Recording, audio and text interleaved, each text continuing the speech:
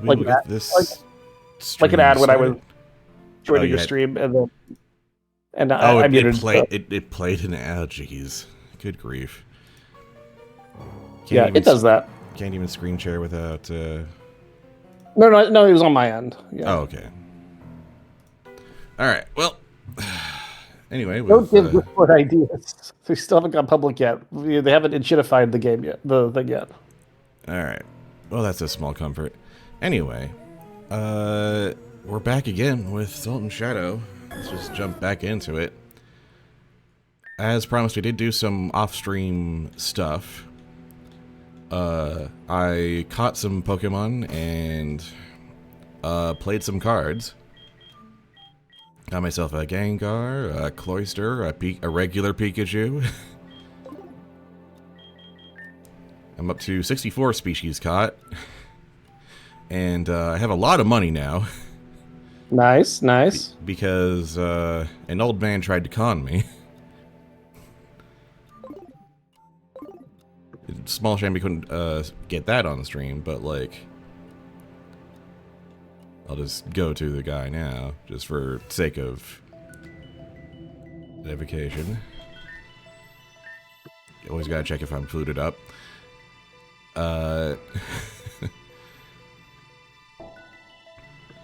So yeah, I decided I'm just gonna play a bunch of cards to not just fill out my deck, but also get a bunch of money for the road. And this guy... Oh dear, I think I know what's about to happen. Go on. Well, it's already happened. I've already done the event with him, but basically he takes me for all these penny ante games where he's playing these really weak, fairies, and then after playing like 7 or 8 of those, he's like, "Oh, stream suggested I should play for some real stakes to really motivate me," and he's like, "Okay, let's play for like 20,000 or 45,000." And the moment you agree to that, he's like, "Okay, time to shuffle up my real deck." Which, like... And his real deck is so not kidding, because it's like all dragons that have nothing but 8s or 9s or A's. And I did absolutely save scum his butt to take his 45... to take his 45 grand, and that's why I have now over 90 grand. Very specifically. That's sort of intentional, like the... Oh, of course it's intentional. Yeah, it's very much like he just sucker punches you and you go, what the fuck? But if you really want to get him back, you can turn it into money. Yep.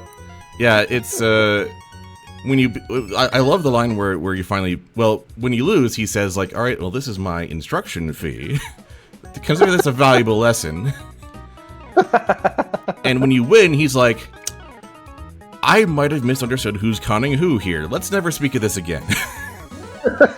Yeah, that was a really fun moment. It was great. I remember like watching this sort of I think it was from a Fresh Prince or something. This little clip. I'd never seen that show, but like that clip I saw of like this guy hustling a hustler. Oh yeah, that's a great clip. Yeah, that hit the algorithm I saw a while that, back. I'm like, oh, I so have to put that in this game. Oh, nice. Yes, that's good.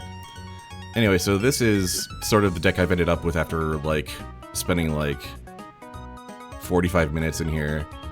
Mach Polishan, Deoxys. Those are some cards. Yeah. Very nice. These are basically all the ones I have that are like R9 or have a 9 or A in them, essentially. Yeah. It was really interesting. Someone was trying to talk about like how to mathematically rank all like building a script to rank all the best cards in the game, and it ended up being really difficult, which is weird for a game with like no abilities and just numbers. Because at first they're like, okay, total stats, easy, but then they're like, okay, but wait, is 4 7s better than like 2 A's and 2 1s? Definitely not. It's it's situationality. The game is kind of the problem. Yeah. And then also because like having like, and the question is like, is 3 A's and a 1 better than 2 1s and 2 A's? And I think usually yes, But the fact is, like, if you can't obscure that one, and you can't get a triple capture with it, then it's actually worse. Yeah. Whereas if you could, the other stuff is better in the early game because you get a double capture, and then leave two sides exposed, and then you can take the other side after they take one back, and then get another double capture or recapture. Like, it's really interesting. And and the question is like, okay, are 4 8s better than 2 A's and 2 1s? Honestly, it's kind of easier to evaluate with your eyes than with an algorithm, I think. I think so. And then also, is a left and a right, is A on the left and A on the right, or A on the top and A on the bottom, better than on the corners? I think corners are much better. But how much better? It's a really interesting question. Then what about typing? How's that change things? Yeah. It's just some fun stuff. It's a puzzle. Yeah, I also spent some time like banging my head against some of the puzzles that I've got access to. The one in Journey's End, the one in the electric water area, and the one over here. And I think this is the one I've like more or less figured out. It's kind of an easier one. Show us.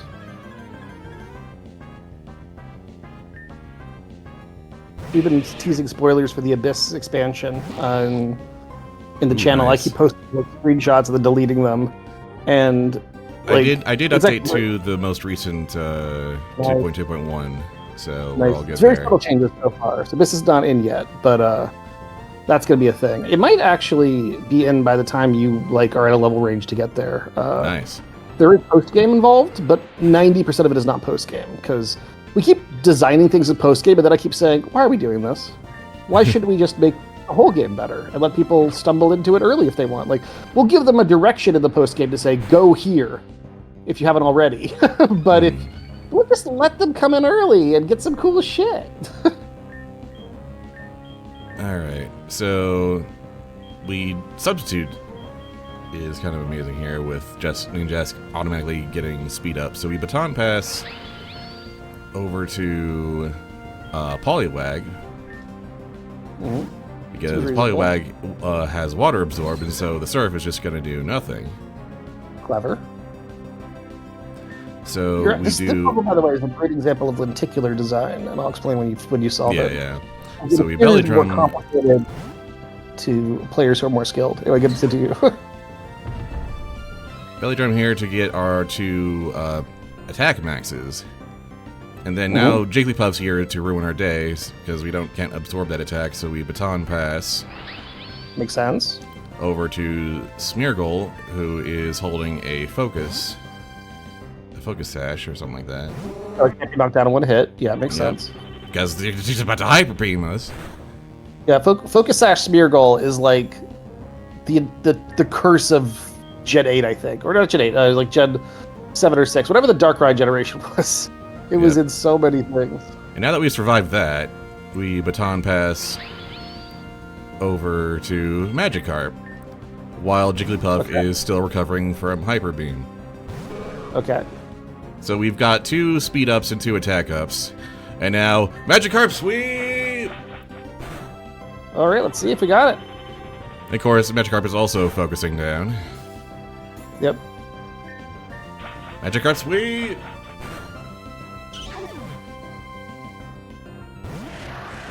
Yeah, now we have max damage flail. Magikarp Sweep!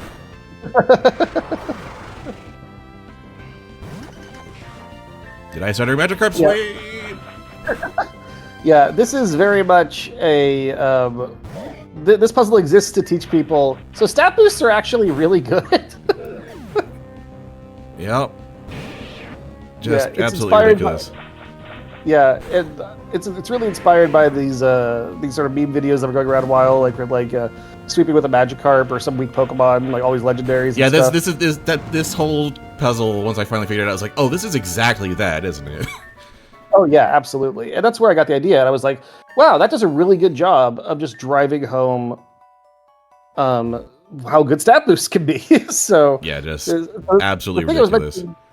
About this being a lenticular puzzle is actually it appears a bit more complex if you are more skilled, because you've actually got like extra tools in there that you don't need. Yeah, and one of the fun things that you can do actually is you can have Smeargle set up stealth rocks, and you don't need to, but people assume when they see that, oh, one of the opponents is gonna have a focus sash.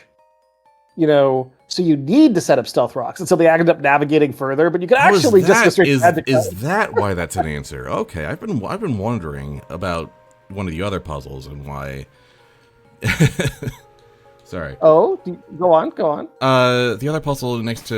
Okay, I'll just go over. In the Shimmering Lake. Oh, this one, yeah. Yeah, because this is. I haven't figured this one out yet. Ah, gotcha. You might have noticed, by the way, that there was a Pokeball in the house that wasn't there before. I did notice. We'll get to that.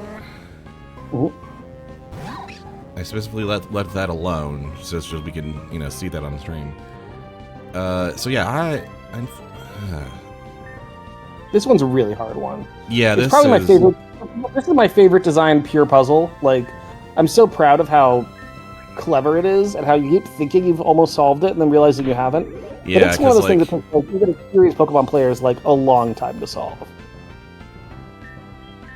Like, I've seen people of all skill levels solve it because they learn stuff and it teaches them stuff. But like it almost takes the same amount of time to solve it, almost a matter of skill. I've seen some people solve it in like the shortest half an hour.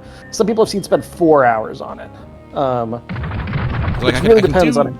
I can do this. Oh, that didn't take that time. Uh-oh. There is actually a thing. I needed to actually set up the I need to set up the spikes and everything for that one. Right. That's one solution, yeah. Also, I just want to pay attention to the fact that close combat lowers your defensive stats if you get a successful hit with it. Ah, right. Anyway, so it's possible that you've seen it by if you killed another Pokemon. You saw him kill another Pokemon, and then that could one-shot it or something. Yeah, there's that too. So yeah, I haven't quite fully figured out the operation with that, but like that I've gotten past that one, the Terragon, and then there's the one after that, which absolutely wrecks my face, and I don't know how to deal with that right now. Yeah, that's the real trick. If you get past that guy, the final Pokemon is actually not that bad. It just narrows the solution space slightly. Yeah. But if you get right through the Conkeldurr, you'll be fine. Yeah. All right, new item. Yep. So what is this? You might be one of the first players that's actually found this. Maybe so. Yeah, because this was just like fresh in the most recent update. Yeah. Can't use that here naturally. So this is a missing species check essentially. It urges you to use the fishing rod. Okay. So I'll be right back. I heard my dad asked something help with Red Dead Redemption 2. Sure thing. That's important. Already got a Wilmer. Again, it did a bunch of catching here. I've also started making use of the fast forward function. Catacorsula. Did I get everything but like the super rare encounter here?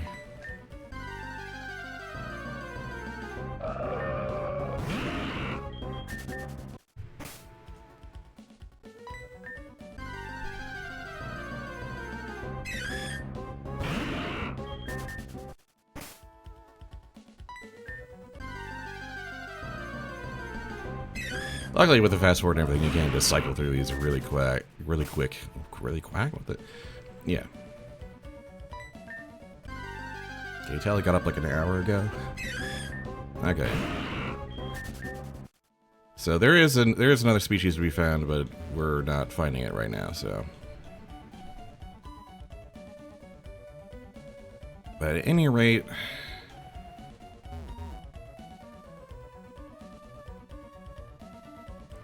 We've got enough Pokemon now where we can start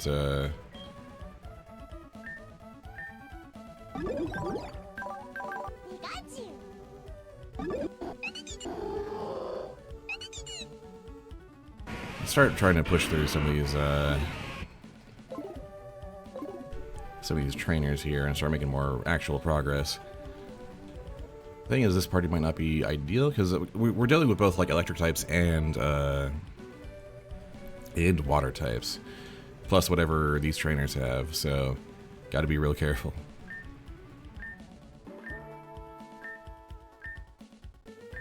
Oh, we got a guy here. Mm-hmm. All right, let's take care of him real fast. Let's see.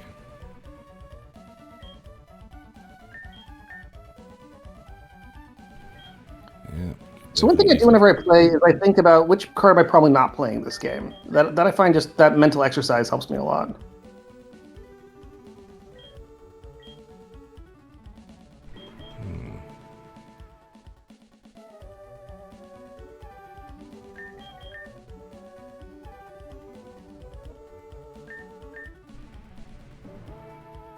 There we go. Got there.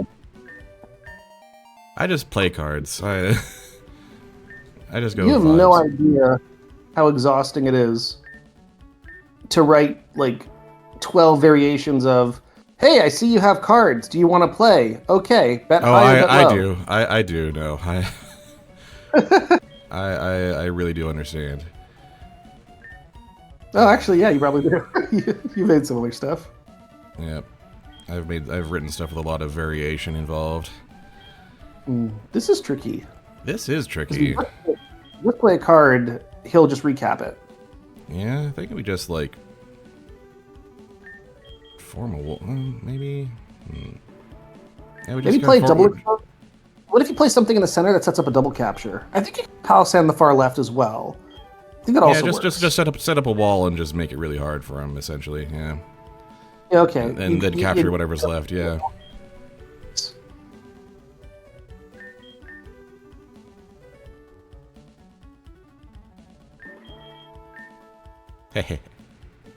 Destruction. I really like how satisfying it is to make progress in the card game. Yeah, It, like it very really much is. changed. Like, how can I win it all? To free money. Yeah, yeah. This is actually just an exercise in fundraising now. Let's see. There's water. So that's only one unfavorable card here, and that's just fine. I also like to just like nestle strong cards in the corner and just be like, "What? Deal with it." If you think they can't take it, it's really nice to give them like no way to make a good move on their turn. Yeah.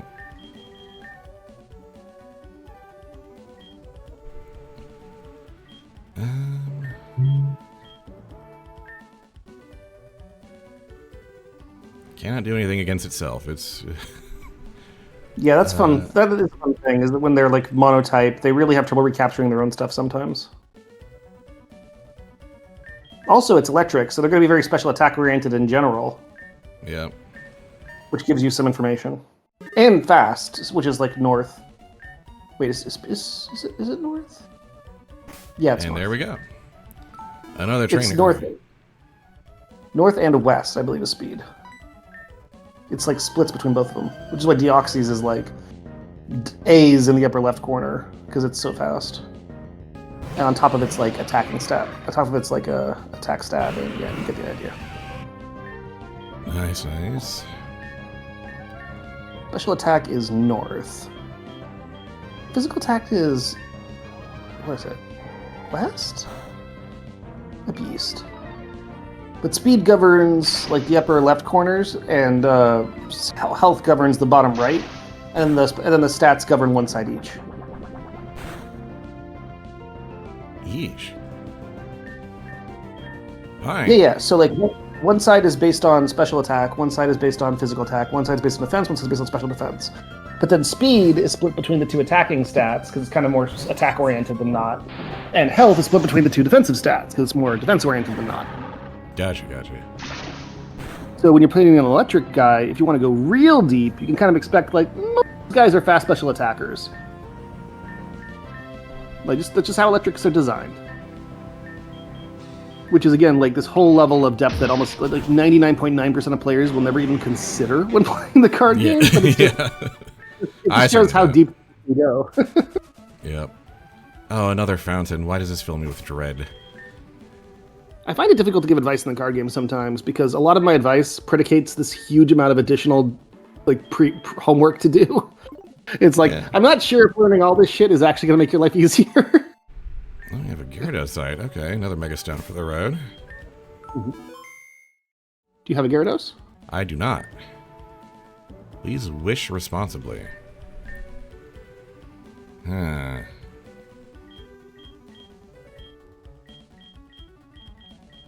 I've just got to go off vibes. All right. Happiness. Hey. Happiness. It's quite a reasonable level for what you're currently dealing with too. Yeah, quite a good level for this. Yeah. Really nice ability. We're just naming it. So, friend guard, helping hand. Oh yeah, this is a helper. Oh wow, very much so. This is I've got a cannon, and it's going to fire on all of you. Okay. Send that to PC for now. Naturally.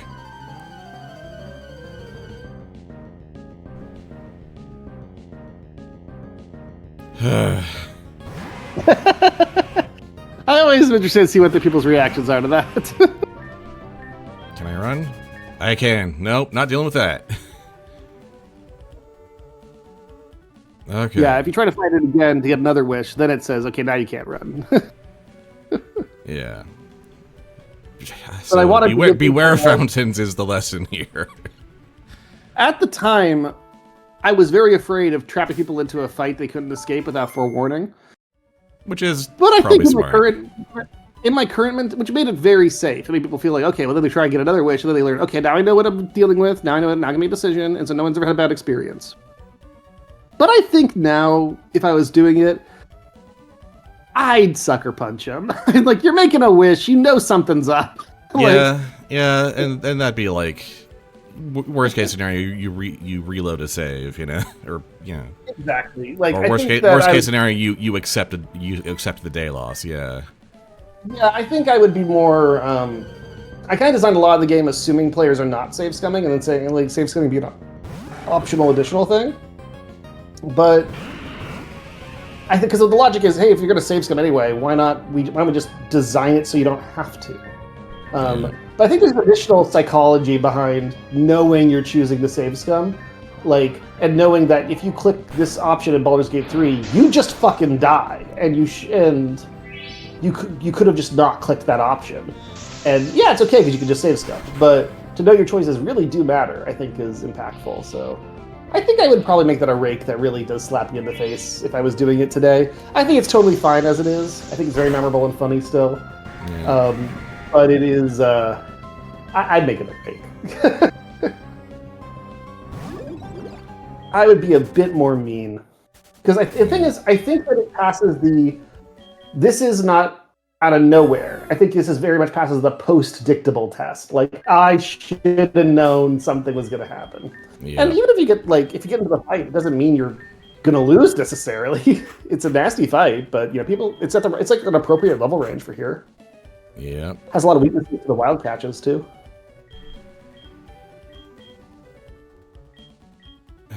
Even the rock is like not a great choice here.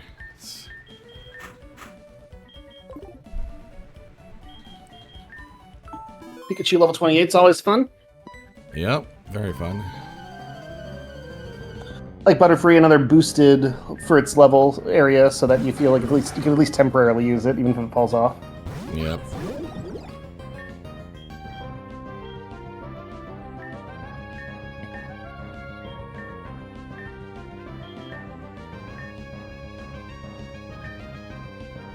Oh, interesting.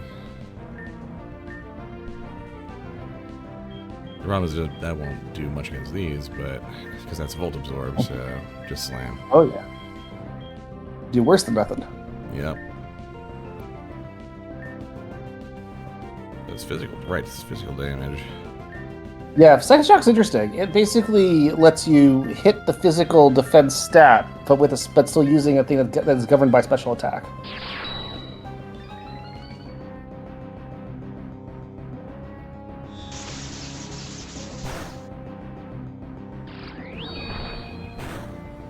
I like the thing this guy says when you first talk to him.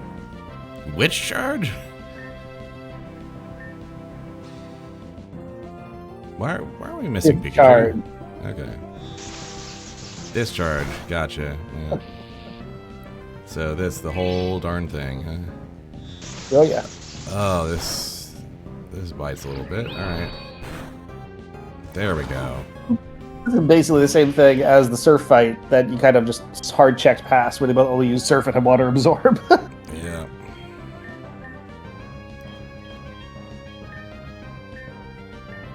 Yeah, this is just screen here. It just comes off as even funnier because it's actually lanterns are not as intimidating as the Pokemon in that other fight. But people are like, oh, water Pokemon, and they just sometimes they just bring electric, and then they learn. Yeah. It's quite a fun little rake.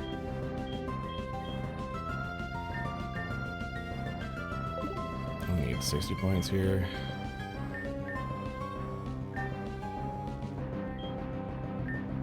Let's go ahead and just heal up here.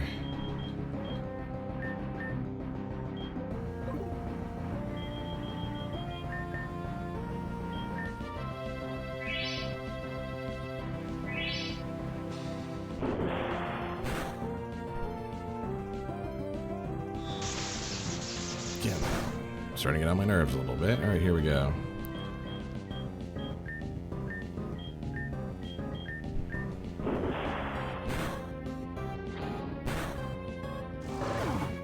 There we go.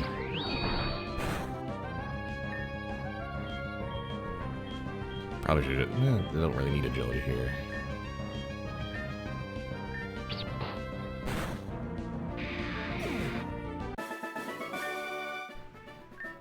I'll never reach the moon? Okay.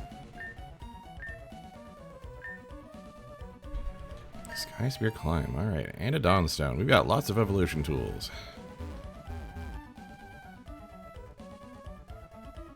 Alright. Let's heal up and then figure out what the hell that is. Need to paralyze for good measure. I got enough money now that I can just... I don't have to worry about buying restoratives. Mm-hmm. Hello? I should probably start looking at, like, held items.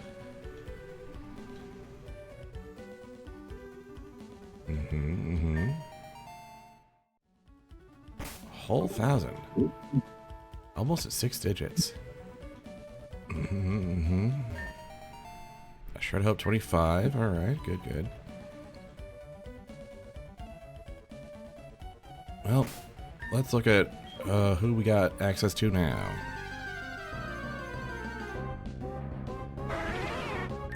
Birds! I haven't had a whole lot of birds. Indeed, you are in Sky Spear Climb. Alright then. Asserted dominance, nice. As, you know, as is the custom. Okay, so this is a lower area than, well, no, not necessarily, but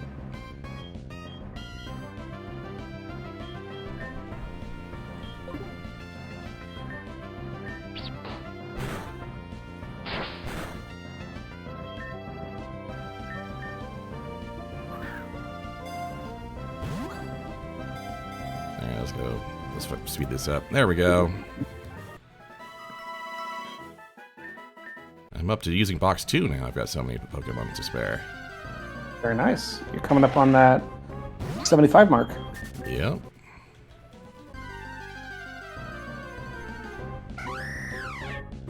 Okay, I've not seen this one. This is a more recent entry. Got through the detect.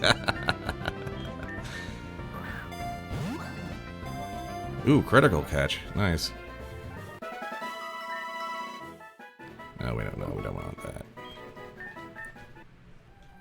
At this point, catching spares is just worthwhile.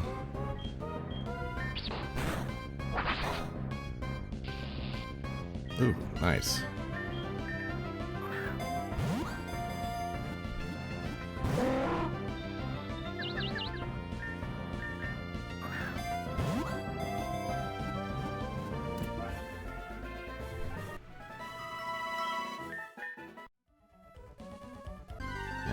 Getting a nice collection of flyers here. Which, shockingly, we've not had a lot of access to. Because usually you find that stuff in, like, routes 3 through 9. If not route 2. Oh, hey, Mighty Anna. I think I need you.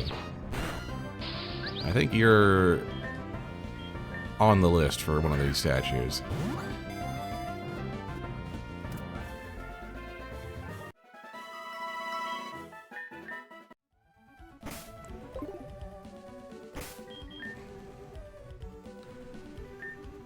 Mighty Anna, Totodile, Magikarp. Indeed. Well, hell yeah. The Envoy of Winter. What else? Honchkrow, Houndoom. Oh. Pidgeotto and Xatu are also there. Although I'm still... My instinct is to hold out for Guardian of Ashes, so...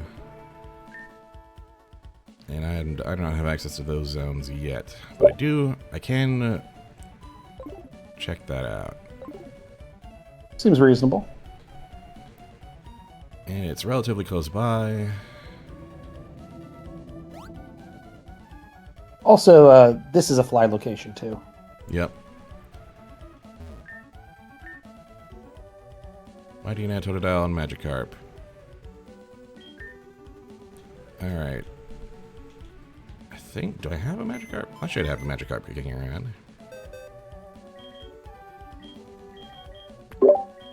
You've certainly seen Magikarp in fishing, but I don't know if you caught one.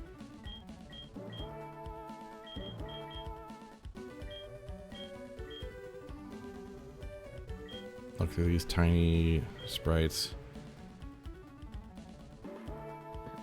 Yeah, I don't think you did. I think you, like, looked at it and then thought, nah, there's just no splash, and then, like, left.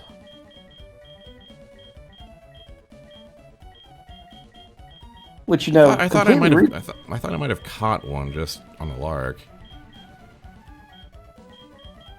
No, I guess I did not. I might have just. I wonder if I released it on the lark. I don't think so. I think you just didn't catch it, and that's very understandable. In fact, one reason I put Magikarp on a statue was to make it useful. Yeah. After an additional lol, Magikarp, you can't trade it up. But also, of course, the Shreds of Hope give you an option to do that too. Yep, I've got some powerful Shreds of Hope to make that happen. So, yeah, it's a fun way to like make Magikarp like, lol, you can't level up, this thing's useless, haha, and then like it's actually quite useful. Yeah. Which is actually one of the nice little things about Magikarp the original games. At first you're like, $500 for Pokemon, okay, that sounds expensive. And then you're like, what the fuck, it's useless. And then you realize, actually, oh no, this is potentially quite useful. And so the first time you play through, you think it's a rip-buy, you think it's a rip-off. And like the second playthrough, you skip it because you know it's a rip-off. Then like in every future playthrough, you buy it because like just trade this to level 20, it's going to crush things. It's a cool little thing. And so Magikarp, like I always grab an early Magikarp because I know whether it's Shred of Hope or this, I'm going to end up using it eventually. Yep. All right, let's double back to Deepwood because I'm pretty sure those pools are full of Magikarp. Oh, whoops. What? Comfey. Okay. It's a fairy type. Fairy grass. Well, it's one I haven't seen before, so into the ball it goes, eventually. Yeah, it has Helping Hand, which you know is pretty good. Yeah. I've not really had a good, like, Helping Hand moment yet. It works well because if it's on a slow Pokemon, it's a priority move, so they can always just help. Mm-hmm. But also, it works really well if you have like another Pokemon that like has a good spread move primarily. Yeah. Like if they're going to be using Earthquake or Surf or something like that, then it's often helpful. Regular Squirtle. Okay, sure. Not caught that yet. And it knows Aqua Ring. Not a bad move. There we go.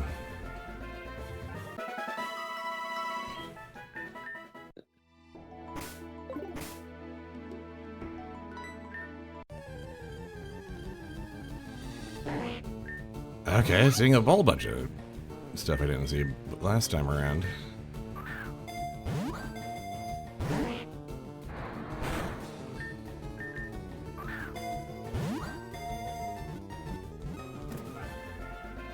I mean, they're all Ultra Balls at this point, so, like, you know, what's the point in worrying about it? Hmm? All my Pokeballs are Ultra Balls at this point, so...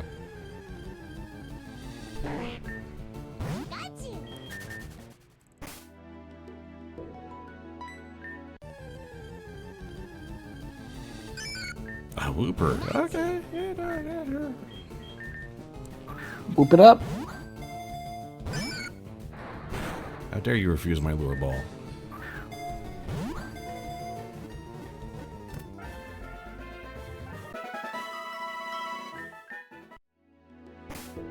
So, why is Magikarp being all coy today?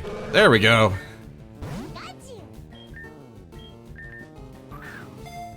I did not catch it, okay. Alright, add to my party.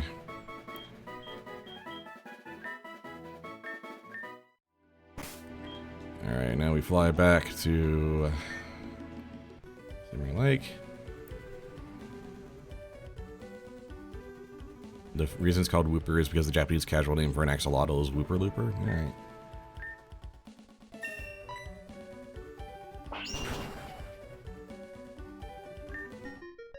Sweep. That seems... Yeah, that seems like an odd way to name a Pokemon. They name like no other Pokemon that way. It might be apocryphal rumors, I don't know.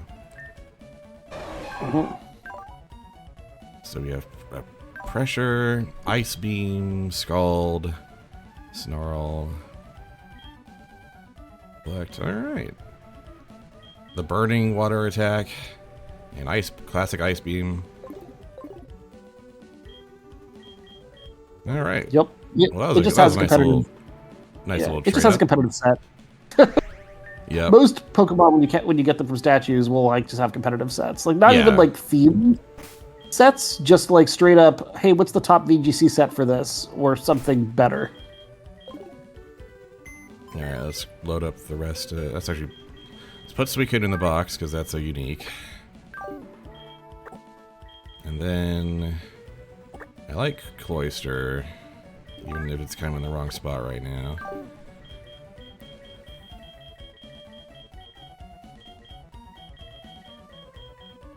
Do I have anyone else kind of in the... Yeah, I got a Hypno. Well, I've already got kind of a Psychic, but yeah. Ghost, Rock Psychic, yeah.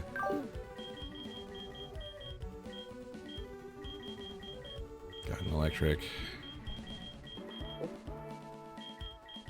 Yeah, I'm loaded up on Psychics right now. Oh, Grass Psychic is interesting.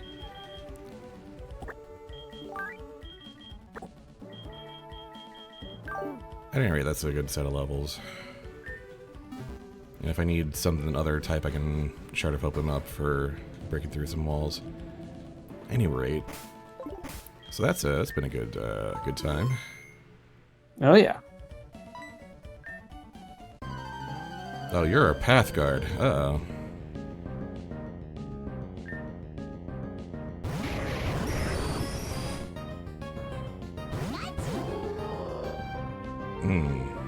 Slightly awkward, okay.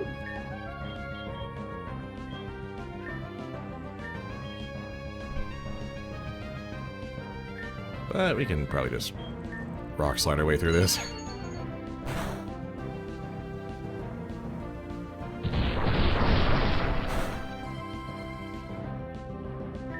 Ooh, that was a nice flinch.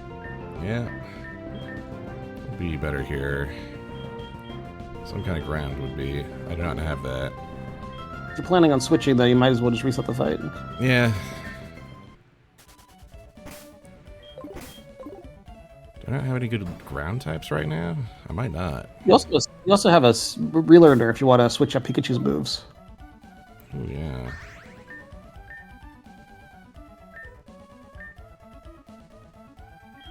Play nice, Weakhead, Nuzzle, Thundershock.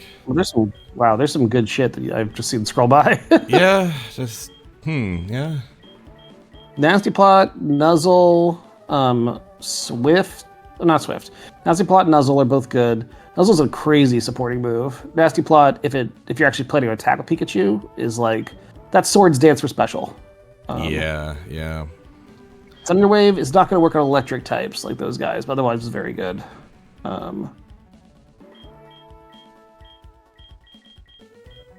Hey, there's Dig. That's a ground key. Ooh. And it has Volt Switch. Yeah, see, I don't have a brain for like assembling like an ideal loadout for Pokemon moves. Don't say that about yourself. Don't say that about yourself. Like, not yet, anyway. You totally do. Because generally, like, I'm just be looking for like damage usually. Well, that slime has been letting me down a lot. Figuring out what Pokemon's supposed to do and making sure it has options to do it. Giving it at least one good stab move if it's going to be attacking at all, which 99% of Pokemon will want at least one way to attack. So giving it some dig coverage makes sense for those options. Giving it a really good electric type move makes sense. Yep. Volt Switch is just nice utility because, you can swap out after. So if you want to switch, but you don't want the switching Pokemon in to take damage, that's an option. Nasty Plot is very, very nice. So I'm going to be using this as a cannon. Gives you a good option. I would take that over Agility any day. Pikachu's already pretty fast. Oh, yeah. You might want to consider Endure if Pikachu can bait attacks. Might not be able to, given that you're trying to get through an electric dude. But Endure is like... Not really for this moment, but yeah, having... Yeah. And you can switch for just a single fight because of its infinite. Helping Hand might be a good option. Make Rocks something better. Like that would work well with Rock Slide, potentially, if Rock Slide is doing damage. Yeah, it wasn't really doing a lot of damage. The Rock wasn't doing much good against them because I think they were maybe Steel as well. I'm not sure. Yeah, it makes sense. Yeah, Magneton is definitely Steel. Would Electric Ball be good on this? It doesn't matter how much faster the user is. It should be good. Yeah. But I'm not sure how it compares to like your other options. Yeah. I'll look it up. Figure out I'll check what the calculations are for it. Is Nuzzle like a guaranteed paralyze? It is. Yeah, it's crazy good. But the only problem is that electric Pokemon cannot be paralyzed. Yeah, that's true. Yeah, I think it would just be generally good. Yeah, Nuzzle is awesome. Pachirisu used Nuzzle endlessly in its World Championship win. I think then so here's a problem with Electro Ball. It's all about how fast the user is compared to the target. Oh, yeah, okay, yeah. It only really matters if you're not going up against other fast Pokemon like Electrode. But basically, it never goes lower than 40 base power. But if the target's base speed is 25% to 33% of your speed, it'll be at 120 power attack. If it's 50% or less your speed, so you're double it or more, it'll be a respectable 80 power. And if you're somehow over 4 times faster, it'll do 150.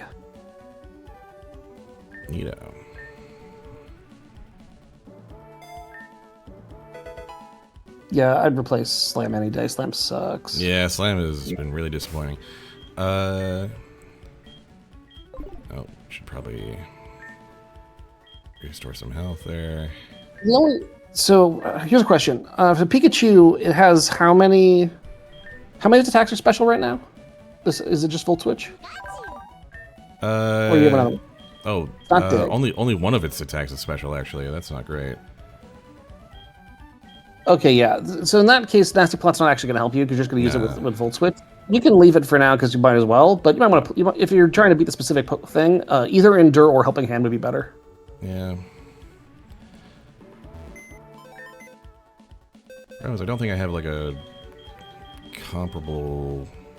Oh, you should check Lunatone as well, or some other ground Pokemon. Could just do like Shard of Hope. Yeah, Gravel's bring Graveler in, Shard of Hope, and then look at their moves. Yeah. Graveler's great.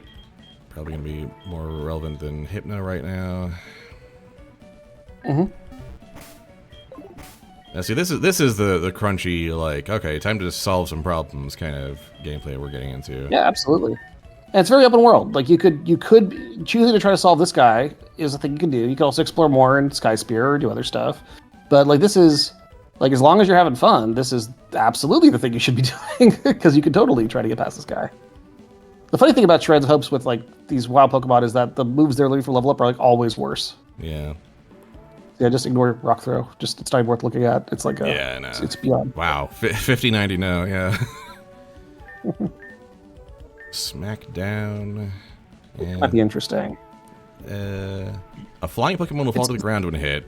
Not relevant for this moment, but interesting. It's good to know that it can do it. Yeah. Might be better than Rock Tomb. Very debatable. Yeah, I wouldn't care. Rock Tomb. Yeah. Nah. Actually, Rock Tomb is actually better. Yeah.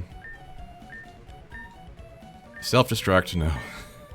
I think I would have taught self-destruct. Self-destruct is so good. Even on a Pokemon you don't technically want to lose. What else we got?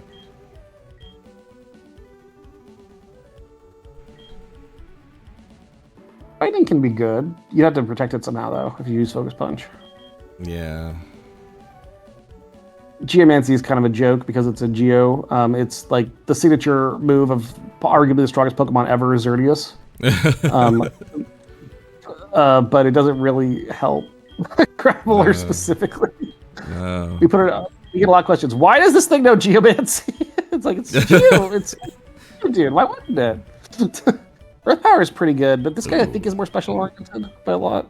I mean, more physical oriented. Yeah, this guy's way more physical oriented. His special stats are like half of his physical stats. He's even like a pretty much a VGC set, like just kind of already. Like, not that you shouldn't consider changing it, but just it's got good moves.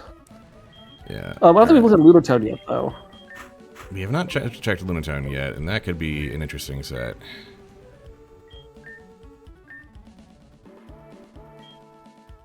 Power Gem is a real move. Yeah. Wow. This is. Sorry, because you expanded the repertoire so much. There's a lot of interesting stuff going on. Earth Power. There we go. Earth Power is very good. And we're like Rock Polish, Rock Slide still. Yeah, I think you might get rid of Rock Polish, but I wouldn't get rid of Rock Slide. Psyshock, Cosmic Power.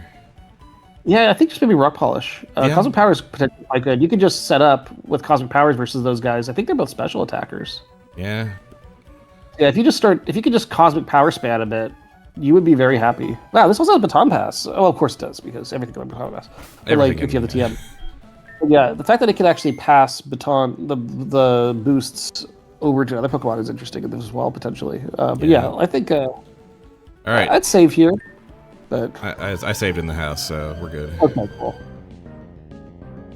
Let's take this on. The question is, what's in the back row? Is really going to be kind of... Yeah, for sure. Because, like, this might be setting up for, like, all right, show up with your rock and ground and water. All right. I mean, I wouldn't put it past me. The funny thing is, it's been so long since I designed this fight, I don't even remember. I would hit everybody. Do I care? Yeah. Oh, wait, does Luton have Levitate? I don't think so. Actually, it might be floating, actually. Oh, it is Levitate. All right, here we go. Yes. Bulldoze everybody. Here we go. Cosmic Power boost up. Just Cosmic Power boost up. Cosmic Power, yeah.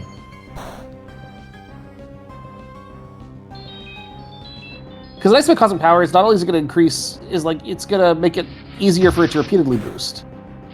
Yeah. Ah, dang.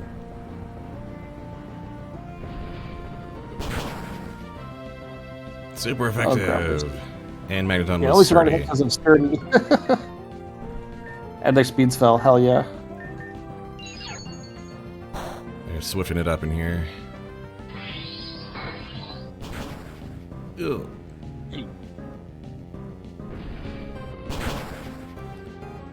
Alright, that's the first row down. I love how satisfying it is to like pick a Shred of Hope target and just get so paid for it. Yeah. It especially on like a routes guard. Oh, yep, there we there's go. Lantern to specifically ruin my day. Yep. That does seem like something I would do. Yeah. All right, that's probably actually time for Pikachu to come out instead of Graveler. And Seems pretty reasonable.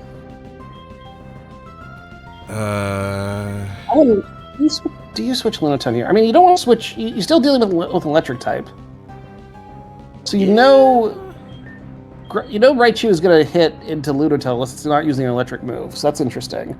So no one's going to be aiming an electric move at Geodude. So that's interesting. You probably you can think about that. I'm doubled up on Cosmic Power at least. Yeah, you might be able to take a hit. Yeah, I think I probably Rock Slide or Earth Power Raichu. Rock Slide. How good is your physical attack on the Lunatone? You've been boosting special is the thing. I think I would probably hit with the special attack. Yeah. All right. Earth Power on maybe Raichu. Yeah. I guess the Lunatone is the actual threat. I mean, the Lantern's the actual threat. I don't know. There's a lot of good options here. Yeah, just live your truth. Yeah.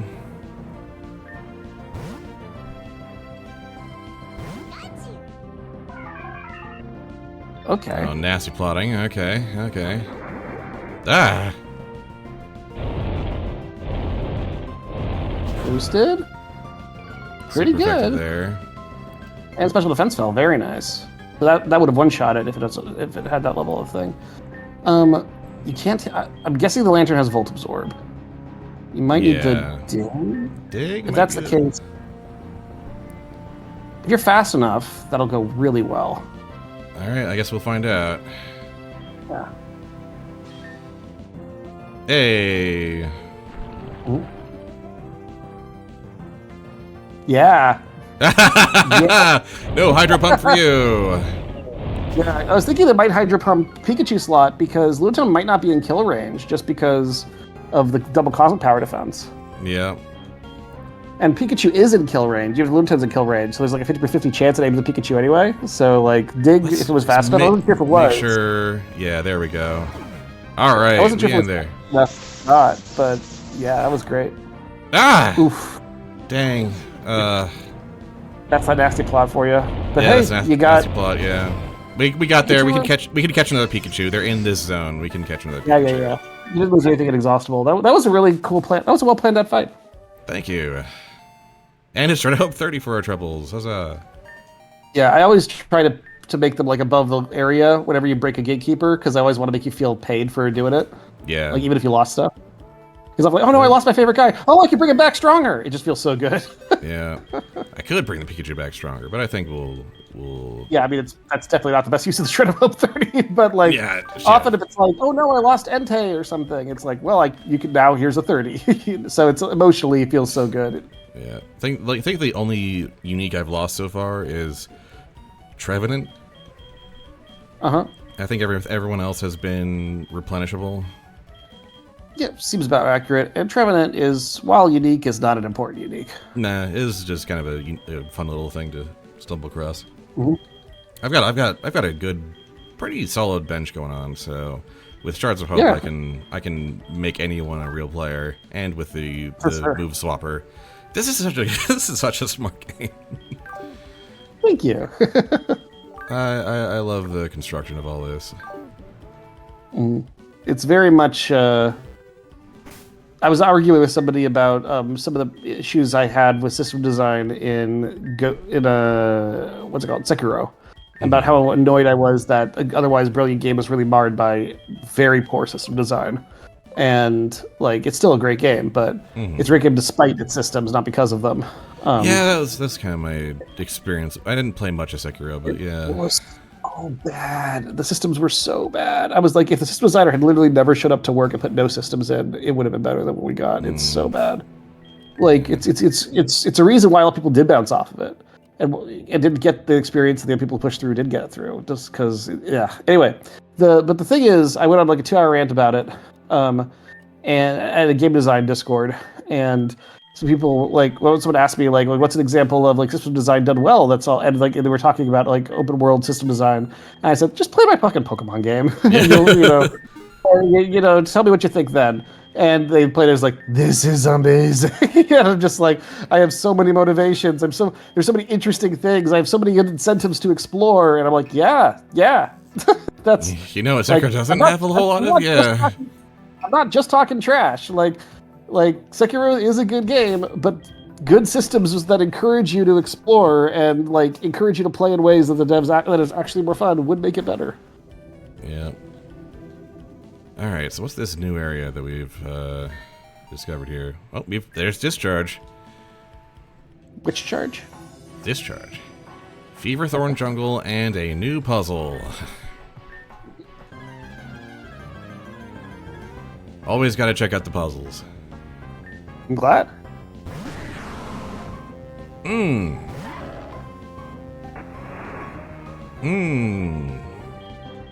Yummy.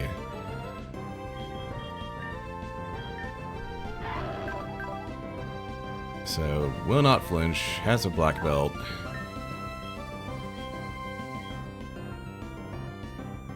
Copycat, strats, protect. So protect copycat is very much a noticeable combo there.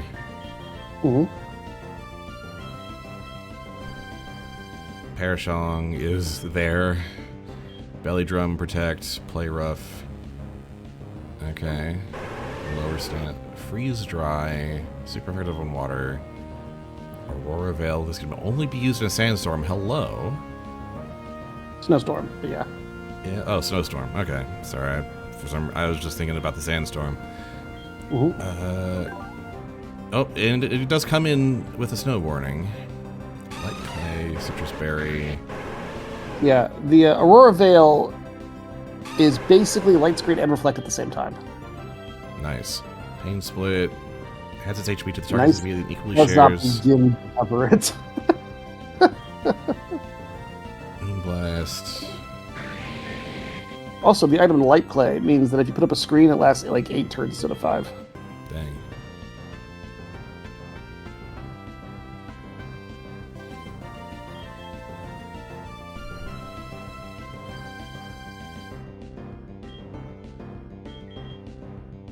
Some people are very sad that Toxic is so hard to find in the game because I don't put a TM for it in. And it's such a staple of like competitive singles. And gotcha. I said, okay, if I added it into the game, and it's just in a puzzle. I taunt them. All right, what's your first move here? It's Toxic. It's sort of like Protect doesn't have a TM. It's just too obvious and too well known an answer. Like I like to encourage people to think a little bit outside of their previous area and make more other strategies viable by comparison. Toxic is just way too good. It used to be also learnable by like literally everything, because like that's just sort of how it worked. And the Game Freak severely dialed that back because it was just way too good to have it on 2A Pokemon. It should be a special thing that only some Pokemon can do, rather than something that literally every Pokemon can do. It also made it impossible to design good supports because it's like, just teach them Toxic. They don't need to attack. Not so much for VGC, but for singles for sure. Oh, that works extremely well. Goodness. Oh yeah, right? Yeah, this puzzle partially exists to say, hey, so this sort of snow warning Ninetales, like with Aurora Veil, that's really good. like Aurora Veil and like Light Screen and Reflect in general are really good. And this puzzle exists to sort of give people a chance to play around with it. Yeah. Also, it's a bit of weather war, snow versus sandstorm. Yeah. Oh yeah, just use Ice Punch on my Snow Ninetales, sure. It just doesn't have good options. Ninetales is just so good against it. And there we go. Here's...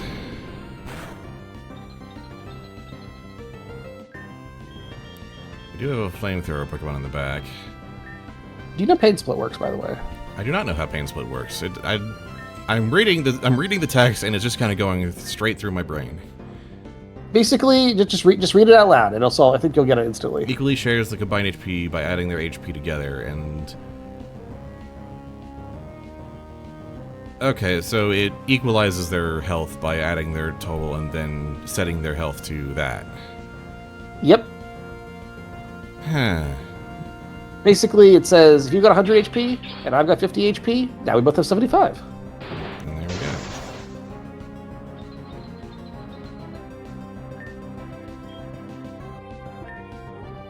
go. Ninetales is a funny Pokemon. Yeah, very funny Pokemon. Yeah. Specifically the Alolan Ninetales, which is the ice version. Ooh, the snow stopped though. Nope, yeah, I should probably... Oh, So what's interesting is actually that the snow boosts the special defense of like ice Pokemon immensely while it's in it. So your snow is actually helping the Avalugg more than was helping you, because Avalugg is like 1 billion physical defense. It's just completely insane, but it's really has nothing in special.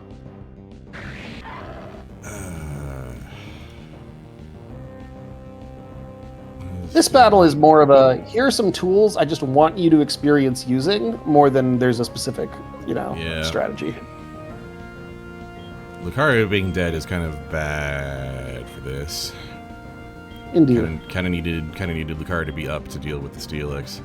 What's Zumurl's ability, by the way? I don't remember what I gave it. I think I gave it its iconic ability, but let me find out. Huge I gave power. it its iconic ability. Yeah, that's the iconic ability. Okay, then. So its attack stat is like cracked because of that. I think we need to. It basically starts with a sword dance. Only it can still, use that as its base for like other sword dances and stuff. Billy Drum, Azumarill with like Aqua Jet or ice is a very, or Surf or something, or not Surf, but like Aqua Jet is a very common like singles fun sweeper Pokemon. Because it's like, find a chance to max your attack, and then use the water quick attack to just one-shot everything.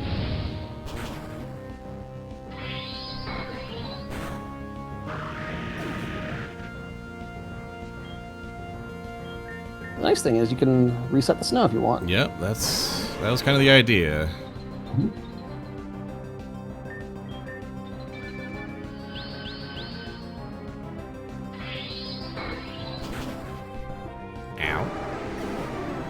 So Gyro Ball is sort of like Electro Ball, but it's the opposite. It does more damage the slower you are compared to the target. Yeah. I saw one player intentionally paralyze their own already slow Fortress right when they first got it, so that they could use Gyro Ball and have like half speed. Yeah, they thought the half speed was worth it. Sometimes not getting to move. Oh, okay then. I'm not even sure they were wrong.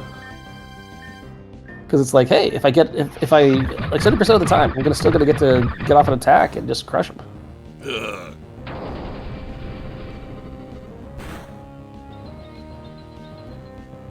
They're still covered by the veil.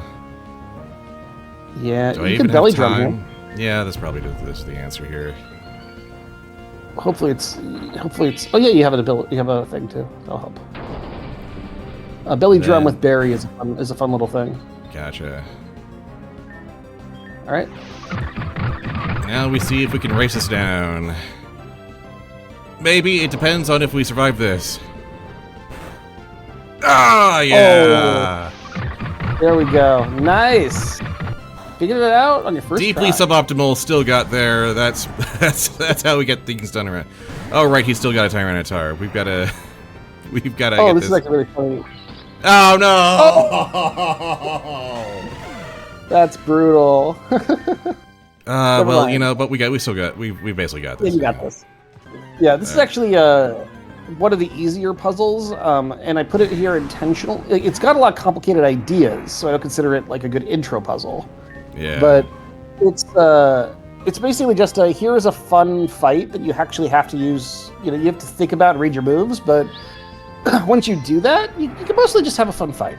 And it's actually here very intentionally because I didn't want puzzles to just unremittedly. You might want to reset. I didn't want puzzles to just unremittedly get harder forever after. I wanted them to like have some easier puzzles that you didn't so you didn't start mentally groaning every time you saw another puzzle. Like, oh fuck, it's going to be even more time this time, or even harder.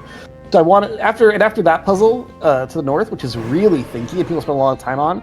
I want to just give them a puzzle that's like, Have fun, kids. It's Yeah. okay.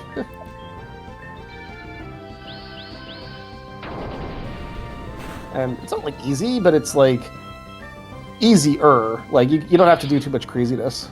Nice. Ooh, that was nice. Good pain split there. Mhm. Tyranitar is shoot. What is Ground. Ground. It's like rock ground. This ice is going to go really well against it.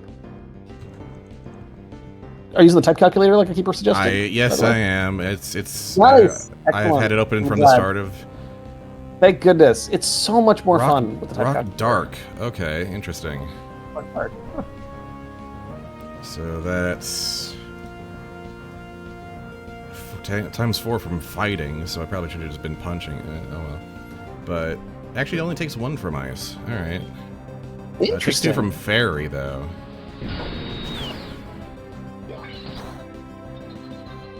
Yeah, it can't. The main thing is it can't threaten you like very well. All right, snow stopped.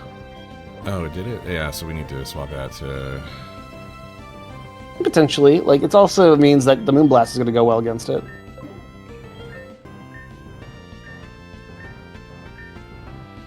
Yeah, this was just kind of.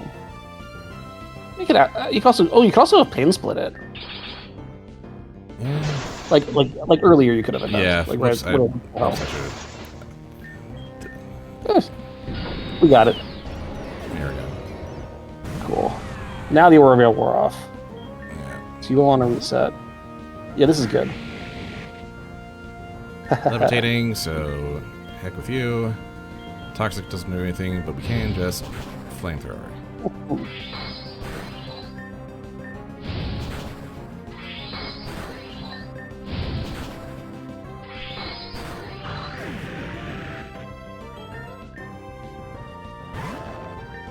Yeah, that should be fine.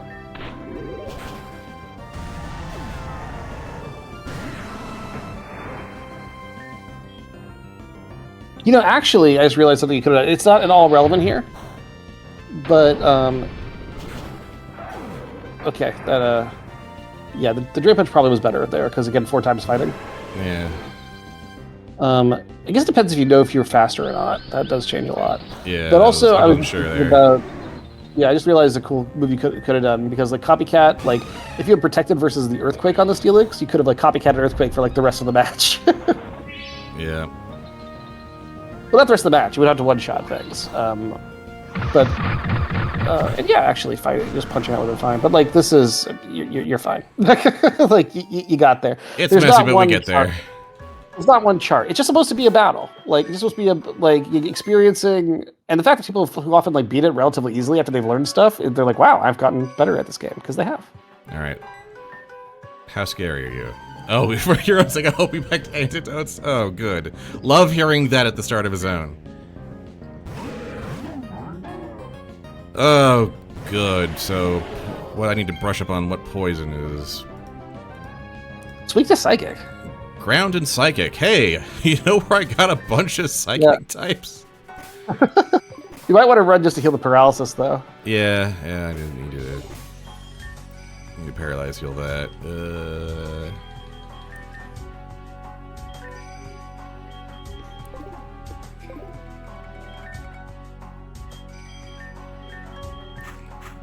Actually, I have not looked at Hypno's kit. What are we looking with here? Poison gas, meditate. Simon? What? Attack. Yeah, okay, this needs some editing, I think.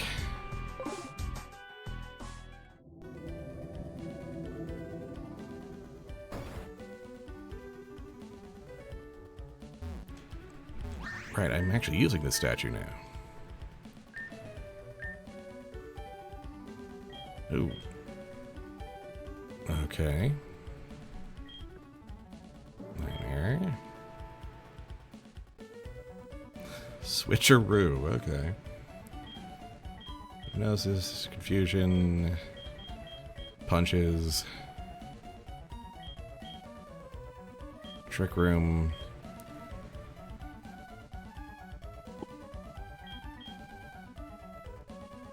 Okay, and trick So a lot of item swapping access to here, and endure. Mm-hmm. That play is very interesting. Not the psychic attack you're looking for, but it's very interesting. There's actually only one special psychic attack here, and it's Confusion. Technically Future Sight, but that's kind of very technically. Yeah, very technically. I kind of left it out very deliberately. Yeah, Confusion's not that great. No. Okay, it looks like Was it already out? Hypno actually wants to be kind of a physical. I already know Psybeam as well. Like Confusion's just not as good as Psybeam. Yeah, Psybeam's just better. Yeah, so that's our. But like Meditate raises attack, not special attack. So like, shouldn't I replace that with like Nasty Plot or I something? think we hit like one of the punches, like Fire Punch or something. Yeah. You have some coverage. Yeah. Fire Punch, Ice Punch, Thunder Punch. Seems reasonable. Well, it hit us hard, but like sometimes you just need something that does that just has some coverage. It's nice. Yeah. New hypnotic technique. Punch them. Mm-hmm. Yeah, headbutt. Look at the watch. Look at the watch. Punch the face. Now look at the watch. And poison gas. So 90% chance to poison the enemy team, which is interesting. So meditate into Thunder Punch. What was I going to say too again? Memory's physical type. Is it just one stage? It's just one stage, yeah. I wouldn't worry too much about it. It's like it's half as good as Swords Dance. Yeah. Like it's nice if you ever have the option, I guess, but it seems pretty weak for this state. Yeah, for the stage we're in, you need some stuff that works faster. Trick Room, frankly. Like Trick Room, Pokemon with Trick Room are just cool. Yeah, it could be interesting. I'm not used to keeping track of like relative. What about Hypnosis? Hypnosis. We could sleep might be good here. Sleep's the most powerful condition like in the entire game. Yeah. It's a it forces full them stun, yeah. Yeah. If it hits, it's just really makes your life easy. I would take that over meditate, honestly. Yeah.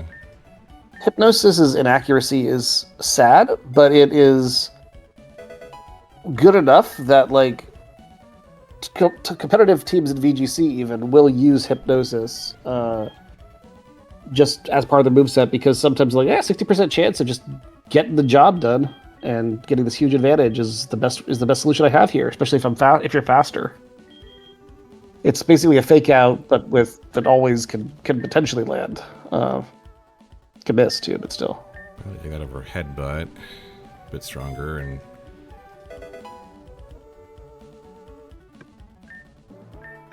And I probably don't want to keep poison gas, do I? Doesn't seem very good. I was like bracing for you to be like, it's actually just in this like really small narrow field is actually like extremely it's not that good. Yeah, poison's a pretty weak status effect. Like if you ever need it, you can just get it back. Like Yeah. Let's put on Trick Room and see if that turns into anything later.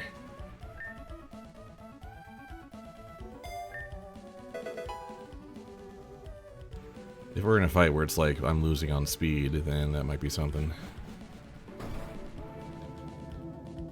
Alright.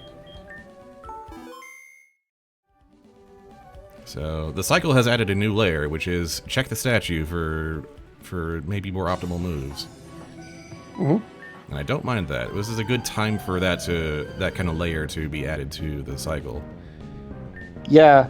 One of the things is with all wild Pokemon just have the best moves already, it kind of like removes some of the fun. It like going to check the stuff in the statue becomes kind of like a fun loot box. But yeah. I'm like, ooh, what else can I teach it? I have this ability to upgrade it. But it's kind of tricky as well because if you feel obligated to do that every time, it just adds this extra annoyance factor. So it's kind of a damn if you do, if you don't. It's best when you think of it less as unlocking moves and more. I'm just talking about design theory. It's best if the player thinks of it more as like this is alternative options or a safety to read if I ever get overwrite a move or I try a move and I want to go back to try another. Like this lets me change out my kit versus I should always do this to upgrade. But on the other hand, like it's really cool. So it's one of those things that I've been torn on. In that at the beginning you're like, oh, you don't need to do it, and it feels better. But it kind of feels sad that most Pokemon just don't have anything good there. You go to check it and you get disappointed every time.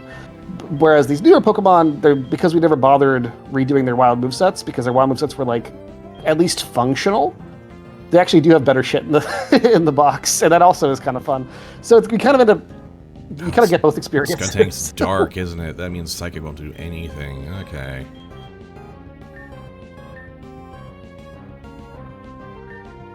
Do I maybe just Thunder Punch it and see if that does anything? Could work. Could also use Side Beam on Garbodor. Yeah, just, yeah.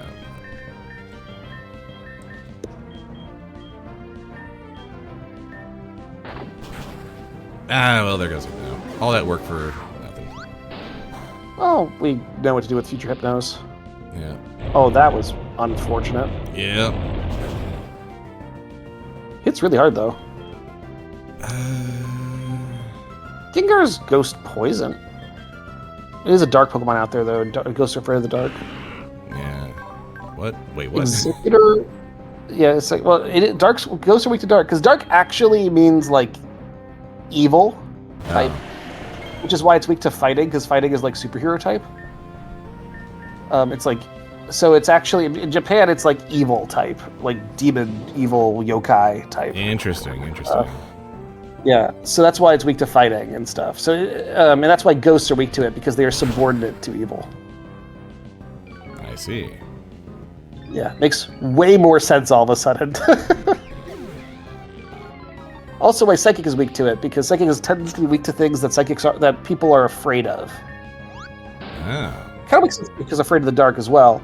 But like with the demons, like they can like Psychics are like I don't know why Psychics are good against poison, but you would normally think that Psychics can control ghosts, but it's like nope, they're afraid of ghosts and they're afraid of the dark. Afraid of like demons. Also afraid of bugs. Though I like to describe it as, like, have you tried reading Mind of the Bug? It's weird. So that's why. Yeah. Oh wow. Okay, you've got a. Well, I remember designing this fight. No, thank you. Toxapex is water type, so I would not lead with Graveler if you want to. If you want to mess with that noise. Hello, shiny Celebi? Pardon-vous? Yeah, that's another of my... So, we're going to just keep putting stuff in the game that you never expect to find. A shocking number of people who are, like, very completionist-y and touch everything just do not interact with that thing. Just, like it's a cut push to nowhere. It's so conspicuous, because, like, surely it's a wild Pokemon. You just never... expect that. Yeah, and it's like a lot of people just like, it's a cut push to nowhere. I don't want to deal with this, and like they just ignore it. And it's like, nope, they keep missing the Celebi. So it's actually, it changes from you have to pick one of the three statues to or keep Celebi, and so therefore it's a meaningful choice.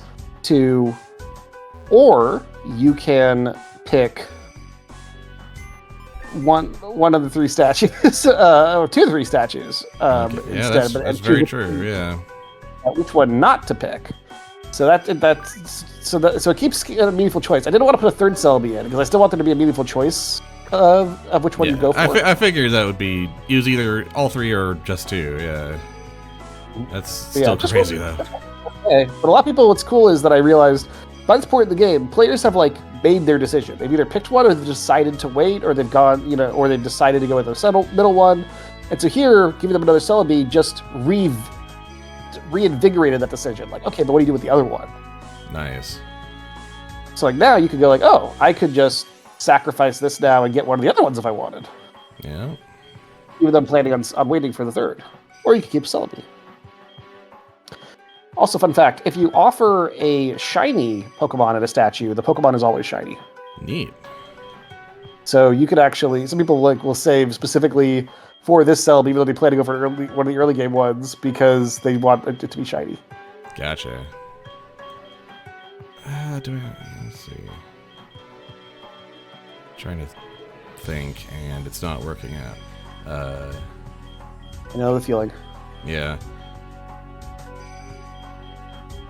You know, I should probably just catch something here rather than... Seems reasonable. You haven't caught anything here yet. Yep. Mightyena, Pikachu, and Togedemaru. Okay. Well, I know where 2 of those are. I've not seen a Togedemaru. Sky Spear Summit Trap. Okay. That's a hell of a sentence. Mawlite. Another Mega Stone. In case that becomes... How many species do you have, by the way?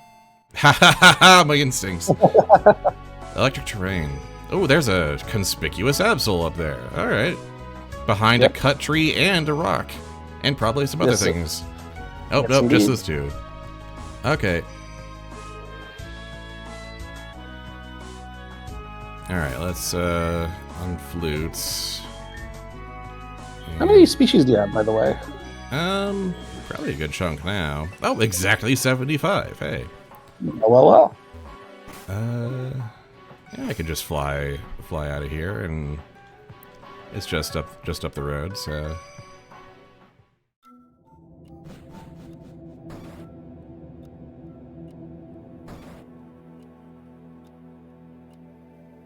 All right, show me. Is that why you brought it up? It might be related. And a Galadite. So, is this the moment where I have access now to... Yes. I now have access to Mega Evolution via Mega Stones. That is correct. Blastoise, Gyarados, Mile, and Gallade. Which I don't... I might have a Blastoise. I think that might be all I have that qualifies at the moment. But it's an option that I have now. Have you used this? Yeah, you'd have to catch another Magikarp to get access to the Gyarados, but you could do that. I could just power level a Magikarp into a Gyarados, yeah. Yeah. Otherwise, you would have to, like, power level the Squirtle and then, like, Sea Mother's Tyrant or something, because it evolves, like, level 36 or level 32, one of those ones. Yeah. No, I do not have a Blastoise, so I would have to re-catch a Magikarp.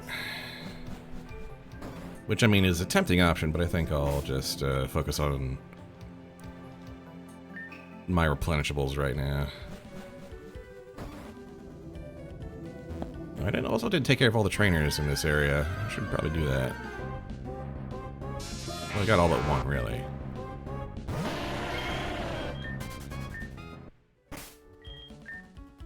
Which of these Pokemon would you hug? Well, to receive the level Pokemon to Mega Evolve? Well, I guess we'll find out. I want that item, darn it. And to be able to walk through here without having to worry too much.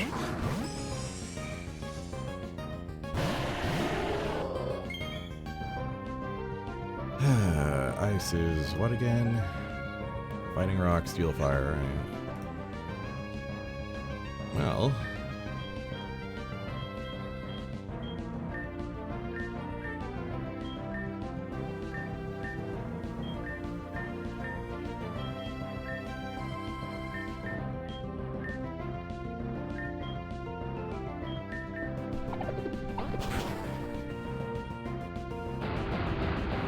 Reflection.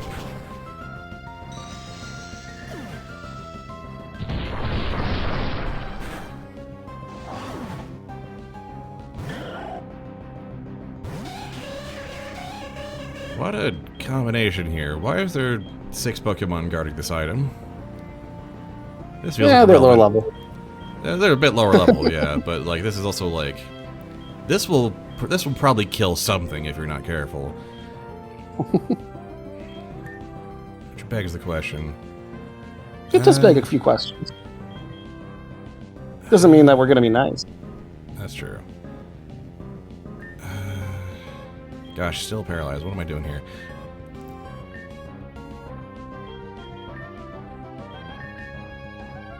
Let's just do a full swap here.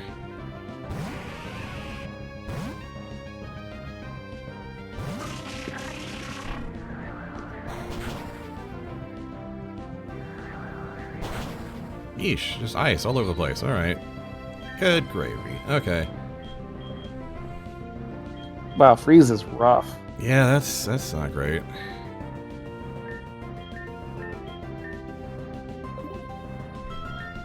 Do you have a freeze heal? I do have freeze heals, yeah. I think you might as well use it now. At least I think I had a freeze heal. Do I not? Oh, ice heal, there it is. There we go. Wow, you have 10. Okay. I've got a lot of money. I just got a bunch of status stuff. Just now. Wow. I haven't seen Growl in a while. Hello, I thought Glaceon. I thought Seal was a very, very... I almost never use this word, but lazy name. Like, I almost never use lazy with game devs because even time saved is often like time spent somewhere else. And you never have enough time to do everything you want to do. But Celio's a very lazy name for Pokemon when Seal was already so lazy, and then you just did Celio. Yeah.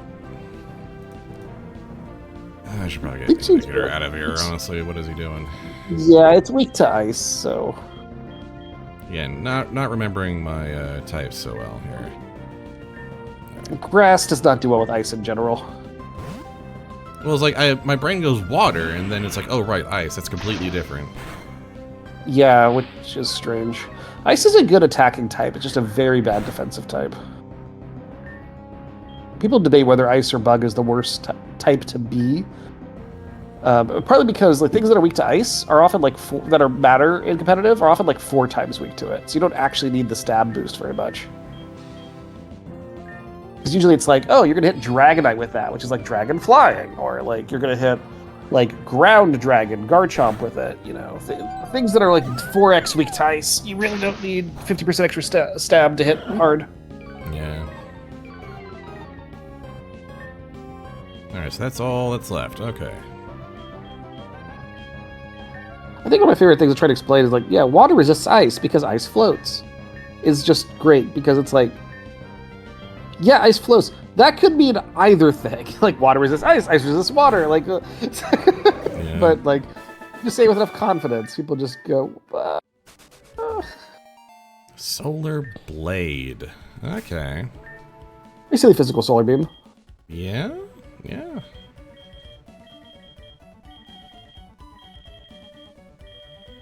So it's a useful for some sun teams. Like Yeah. very, very good for some teams. Oh, well, now this is probably on the way there. Alright, so you've got the jungle, Fearthorn Jungle, and you've got Sky Spear Climb, both available to you. That's true. Anyway, let's go. The original plan was going to be going south. I've got way too many things to explore now. We got so many options. Yep. That is how we get you. Yup. This game keeps getting bigger. Rhyhorn. We're getting some steel in here, aren't we? Interesting. I don't think Rhyhorn's steel. It's from Gen 1. Well, actually, Magnemite steel is from Gen 1. I think it might just be ground. Might be ground rock. Maybe, actually. Yeah, that's a good point.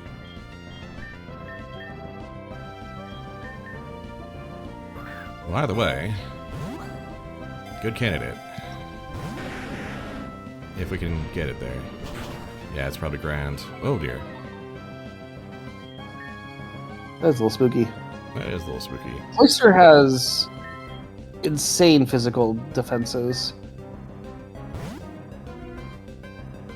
Gengar has levitate, it's safe. But, like, there's also rock, yeah. Oh, why? Oh, because it's fighting versus... Or ground versus ice? That's a rock move, so, yeah. Yeah, rock versus ice. Yeah, okay. I think you're fine, though. Cloyster's physical defense is so strong that I think it basically is neutral damage. That's cute though. Yeah. Cursed body, I see.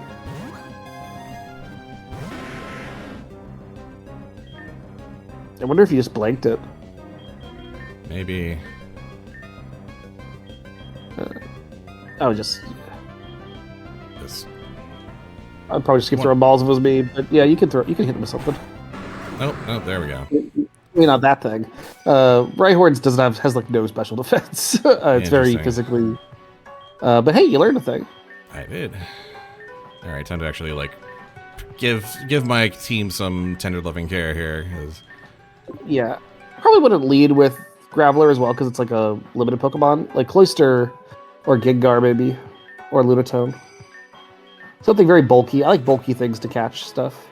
Yeah. Cloyster is super physically frail, very especially frail, but its physical is just insane. Like, look at its stats. Have you looked at Cloyster's like defense stat? It's really funny. It generally is all Greek to me, so I don't. Yeah. Okay, but just like, yeah. Let's go crash. Yeah, that's a hard hitting move.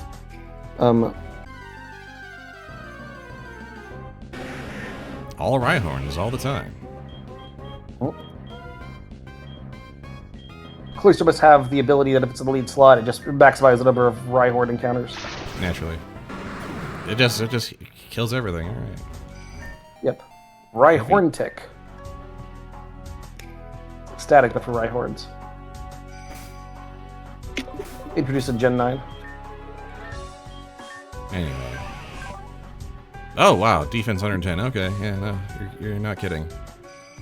Yeah. And immune to crits. All right. Yeah, I linked you. It's in the Discord, just like the relative stat distribution. Just all in defense. Dang. That's a tank. Yeah. Yeah, and its attack is not bad. Like 100 is like decent stuff. The main thing is that its hit point sucks. So because it has special defense 45 and HP 50, it's like really bad at anything physical. Cloyster is a very classic Pokemon that is like so much better in singles than doubles because you can just control what it's likely to get hit by so much more. Whereas it's very unlikely your opponent has two physical attackers out, and even if they do, they can just attack your other Pokemon. Whereas if you're switching into any physical attack with Cloyster, even if it's like weak to it, it's probably going to do fine. Well, that was rude. That is rude.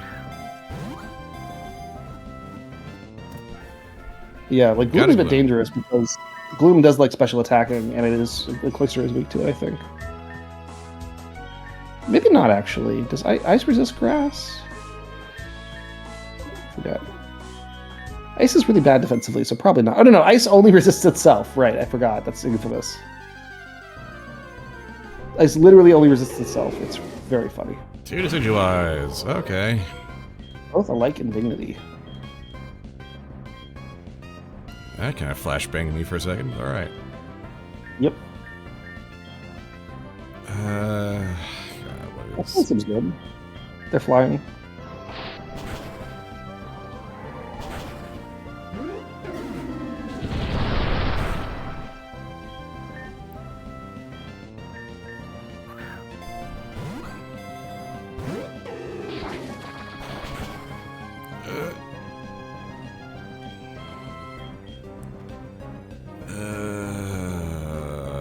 I'd have to go a long way back to just don't miss. I'd have to go a long way back to get to. Yeah, I might switch Lunatone here. I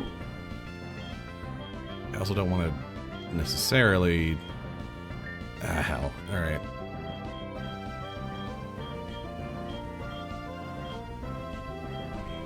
Gloom seems fine.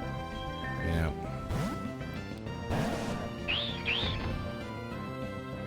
Can't use synthesis after the taunt. All right. Not pleased.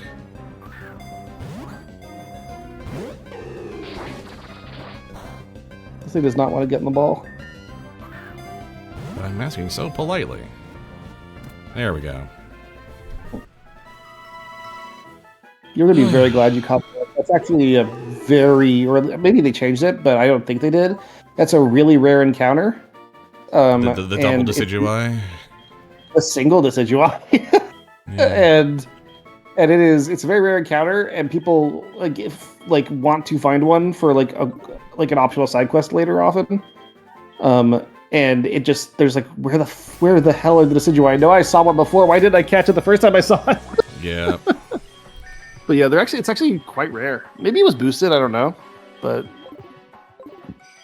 because it was just crazy rare before, like an annoying amount. I never saw fit to boost it because it's just like some quests take a little bit of effort. Yeah. You don't need to do it. I've got plenty of tools. Hey. Cacti, alright. I'm reluctant to change things, to spend effort changing things that are arguably already good. I think that's something that you learn in professional dev that is not obvious to like the armchair designer, is like, if something is already arguably good, it's really not worth spending effort on it. Like, even if it's something that like maybe technically is better if you change it another way, if there's even an argument in the other direction, you probably shouldn't be spending your effort on this. Yeah. Because like, you might be wrong, and then you'll spend effort to make the game worse, which is just a really bad gamble to take. You should be really confident that what you're spending your effort on is making the game better.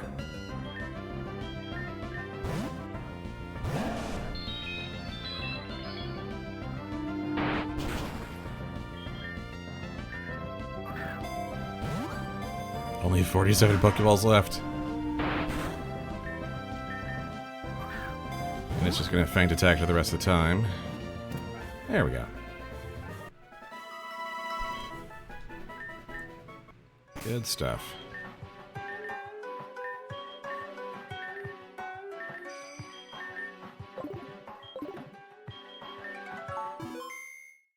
Not taking as many chances because I know you could just be stupid. And just forget a type matchup. Yep. Hey, Grovine. Alright.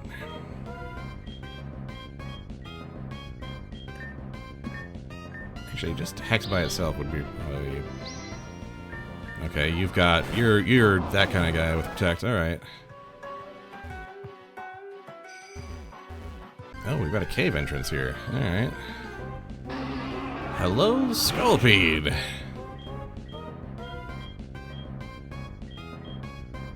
Chances are any of these murder you.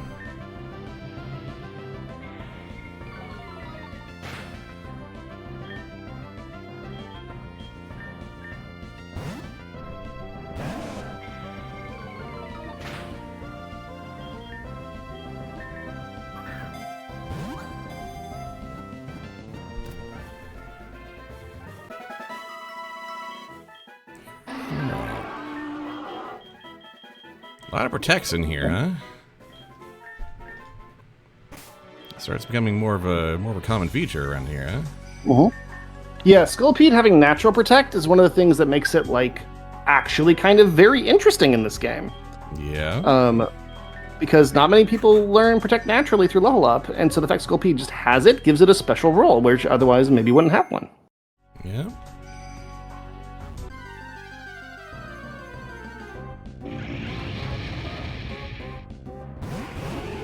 Huh.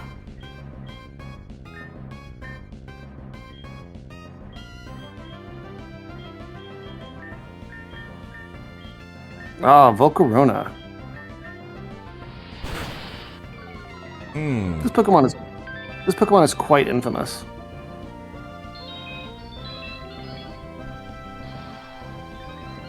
And it's way faster than anything I've got. It is a very good Pokemon. Yeah, if I had a better shot, I would absolutely be going for that. Do you know what Quiver Dance does? It's kind of its signature thing. I do not know what that does. So it's sort of like a Swords Dance, except it doesn't raise the same stat by 2. Instead, it raises special attack, special defense, and speed by +1 each. Oh boy. So it's like Dragon Dance, but for special and cosmic power mixed together. Dang. It is deeply crazy. So basically, if Volcarona gets a Quiver Dance up, not only is it now faster and harder hitting and able to start sweeping, because getting speed and attack up together is like really good, because you start outspeeding and killing everything. It also gets tankier, so it's harder to remove, and it can dance again more easily and stuff. So it's like deeply scary, and also it gets a really good spread move in Heat Wave. So like it can hit like opponents with fire, like it's spread fire. So yeah, and it's a fire bug type, which covers a lot of the resistances to bug. It makes it very weak to rot, 4 times weak, but not weak to fire anymore as bug.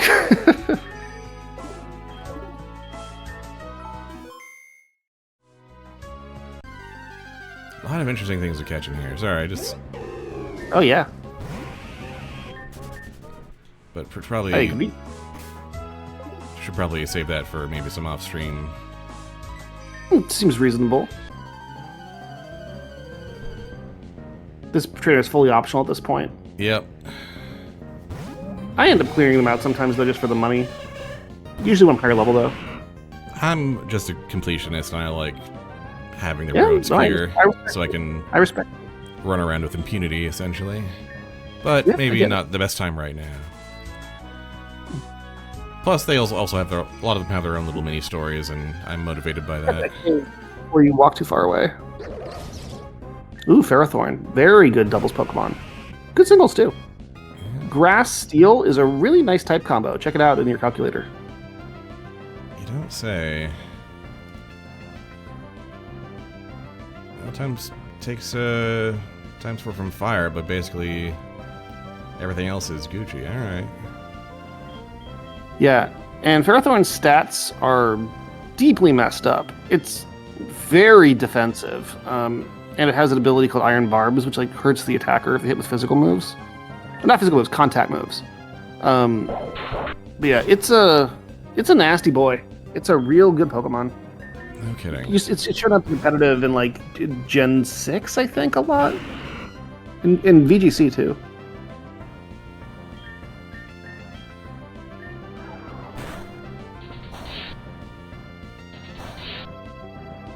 I was wondering if it was going to disable the second hit of Pin Missile. I wasn't sure how that interaction would work. Interesting. Get in the bag. It's only getting harder to get it into the bag.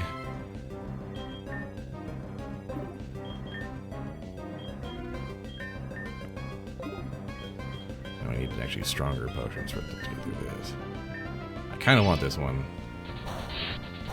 Oh, I think that's a good idea. I'm going to share its stats for you here.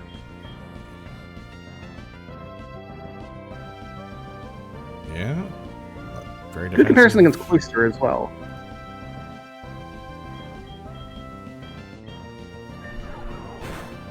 There we go. Because, like, unlike Cloyster, it has 74 HP instead of 50 at base. And so even though it only has 131 defense, it's not that different than Cloyster's, like, 180. But instead of a 45 special defense, it has 116. There we go. Yeah, attack is nigh identical. Can't special attack, because that's a physical attacker. And its speed is 20, which is actually really interesting, because if you can't be faster than the opponent, you'd rather be much slower. Much slower, yeah. Because of Trick Room. Iron bars. Metal Also Claw. Gyro Ball. Gyro Ball would be great on this, yeah. Mhm. All right, yeah, this is Power- this is something to keep, yeah.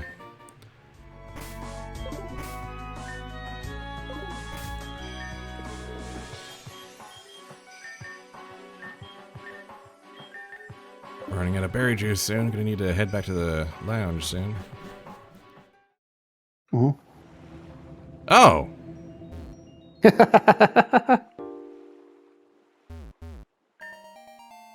and a Beedrillite.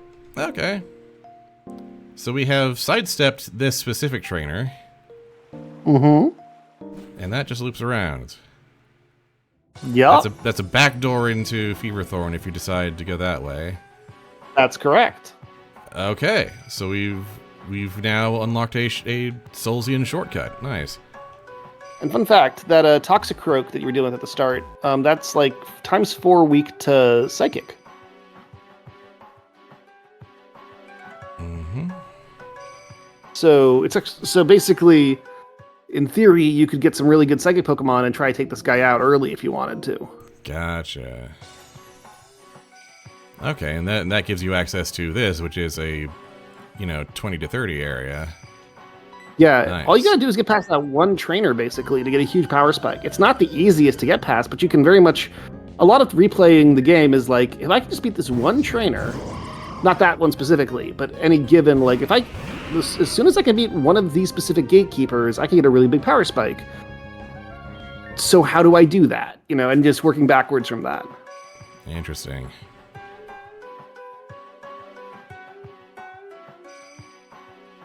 Right, and then I've kind of sidestepped all that because I can rock smash this. I don't have to deal with her either. I don't have cut, so I can't quite sneak under that, so I have to deal with this one. The Hedgehog's Dilemma? That's Again, I just sat down. Oh, hell. Okay. Yeah, we just talked about these guys. Yeah, so... Okay. I don't have a wealth of fire types at this level. It's basically just Entei. You'd be pretty good against them. Yeah, I could just pull Entei out and be like, alright, delete this trainer for me. Mm-hmm.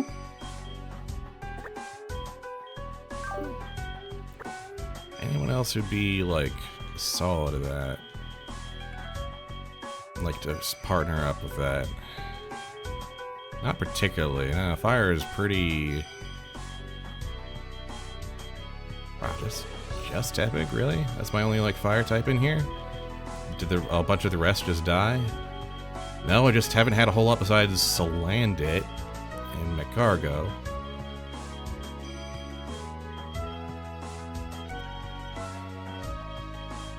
Do I have anyone who just, like, randomly knows a fire move? Or at least can partner up for that?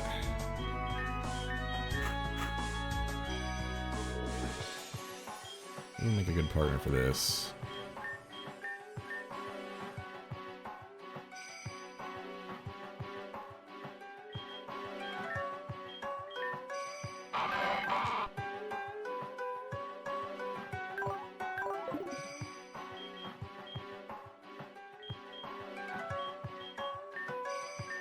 I don't know, actually.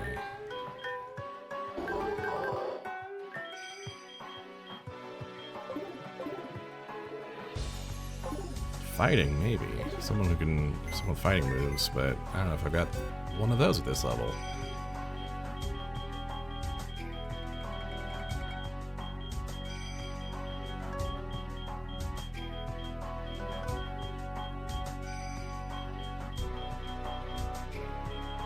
Oh, that's a fighting flying. I see. That's very interesting.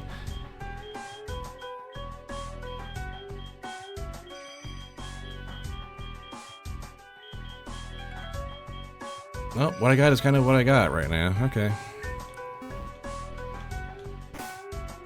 Inspiring in a way. Yeah. Yeah, it's kind of... My Zen vibes approach is still kind of working just fine. Hey, there's always Sky Spear if you want a bit of a stomp some earlier dudes. Yeah. I mean, I've locked on to this guy. I'm taking this guy out. Seems reasonable. Seems reasonable. I do notice you pushing me towards Sky Spirit, and so I'm gonna definitely... No, it's not that specifically. It's just I just like talking about like the way the levels are unfolding. Like I pushed you to the... I talked about the bottom cave as well. Not because there was any real reason to go there. Like you didn't need the Beedrillite. It was just because I was like, hey, there's also a cave, and I just wanted to talk about like the routing more than anything else. Yeah. Like I think that both here and Sky Spear, and actually even like focusing on optional trainers, are all legit. Like you could even go back and take on the Dragon Cave at this point potentially. Yeah, like I can. Yeah, I've got the tools to deal with the Dragon Priest now. Yeah, that wall is ready to be broken down. Yeah, actually, wow, because you have all that access to the electric types too. Like that's one reason why we really defer good electric types mostly until here, because you get them in that cave area and they're kind of within striking zone of like the Gyarados, which are times 4 weak to electric. It doesn't make it trivial, but it makes it very possible. The level design was very meticulous. Yep. Oh, that... Okay. Well, Entei, you keep doing your thing.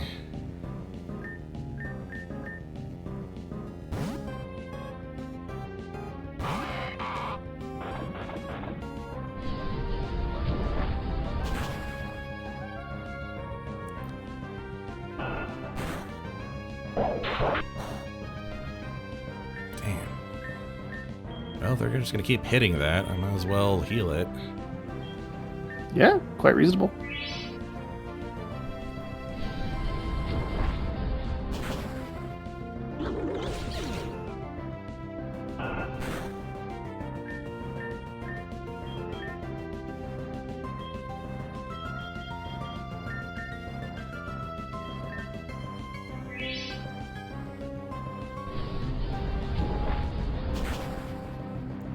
So about that hedgehog's dilemma. It's actually an obscure business case study reference. Intriguing. It's basically the idea that the fox versus the hedgehog. The fox knows a million like clever things. The hedgehog only has to know one thing. Yep. It's an argument for like specialize your company. So it's more the dilemma of how to beat the hedgehog, but hedgehog dilemma for some reason doesn't sound as cool as the hedgehog's dilemma. Gotcha. Some people say the hedgehog's dilemma, and like, yeah, I don't think anyone's ever gotten it playing this game, but it's still a fun thing to ask. And then they Google it, they like they learn a bit more about the thing. There's a lot of like there's like little digs at sort of corporatism in the game. There's a lot of little corporate. I do appreciate that. I do. Yeah. It just sort of felt like if you're going to go cheerful, dystopic, boring dystopia and cheerful dystopia both deserve to be present as well. Neat. I think we just saw a title card chain when we went in here, didn't we? We did, yep. Yep, this is a new zone. And I triggered that too fast. Just going in a little bit. There's sort of like a timer on how long before it'll reset. If you go save the game in there, you'll see the title card. Like here's Feverthorn Jungle. And then if you go save in the other area, if the title card doesn't pop up, you'll see Queen's Garden. Yep, there it is. Yep. Is this the fabled Queen of Orchids zone? Oh, hello. We have a shop. And someone's staring very intently at the PC. Hi. Okay. Oh, okay. This is this is a card player. Sporting. Oh boy. This character was fun to write. Yeah, no doubt. Sporting reminds me of my time among the cannibal potlucks. But yeah, that I have her stare directly at the PC. So you're like, oh no, and it's like, wait, it didn't even attack me. And then you talk to him. Yep, that was very something. I like playing with the player's mind a little bit. Just a little bit, just a tad. Sometimes the player deserves some mind games as a treat. Yeah. Does this get us to... Yeah. Only option. Okay. Hey, it worked.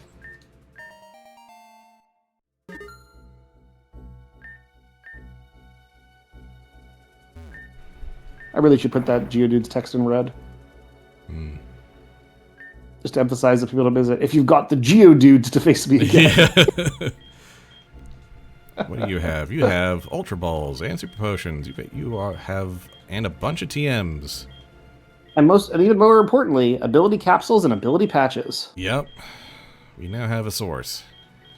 Yep. So you can now, if you start like looking up, hey, what does this Pokemon do? Which We that can that do I, how ability do I use editing. it? Yeah. Exactly. Probably more valuable than the TMs in the grand scheme of things. Yeah, some of the TMs are very good, but many of them are just sort of like, we wanted the money sink and put them in somewhere. Let's see if we can get you into the lounge before we go.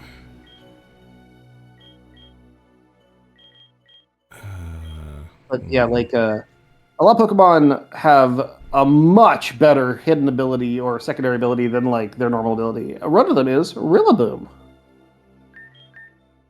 I have never not mentioned this before because I want to keep this an authentic playthrough. But basically, Rillaboom, now that you have this, is famous for having a very good hidden ability.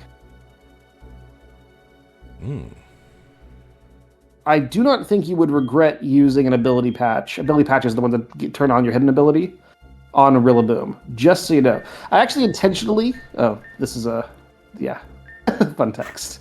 Yeah. It's just so long. It's so Yeah. annoyingly long. It really gets the point across. Yeah. Yeah. Rillaboom I gave a competitive set, except for its ability, because I knew it was already be good, but I wanted it to only be like insane if you knew about that and you could find an ability patch and decided to invest in it, because it is insane. So, like, when you get a sec, maybe take a look at Rillaboom's hidden ability, provided you're considering using. Do I have a Rillaboom? Yes, you do. It's the 8th grass Pokemon. The one that you got from the right. The fake, like, wait, can I get around this cut bush too? Yeah. Oh yeah, it's been a while since I used Rillaboom, right? Sorry, I need to focus on anything. No problem.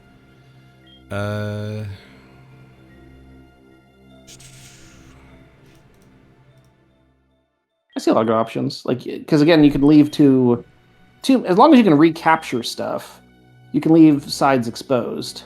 Yeah. I think Alakazam or Espeon are both good plays here. Yeah.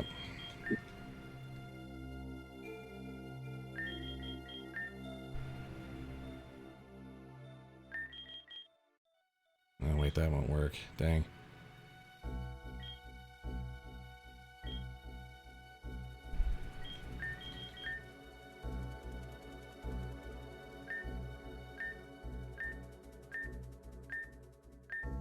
This fucking kid.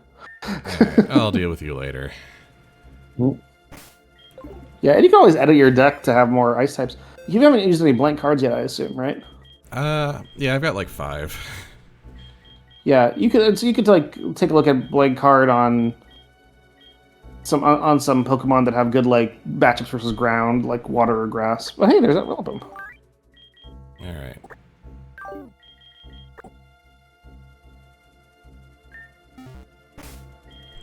So the Rillaboom is considered like I think Wolf VGC like one of the, like he's like that crazy ability patch essentially. You want? Yeah. I think he ranked Rillaboom in like his top 3 best grass Pokemon ever, including legendaries. Grassy Surge. Is that the one? Oh, that's the one. All right. So what's the deal here then? Turns the oh yeah. Oh dear me. Okay. Oh, yeah. That whole thing that moved that whole terrain. Yep. You don't need that anymore. You just You just give a U-turn instead. Yeah. Oh yeah. Yeah. U-turn would be perfect. Yep. Oh jeez. Oh wow. Okay. Yeah. No. That's ridiculous. Actually.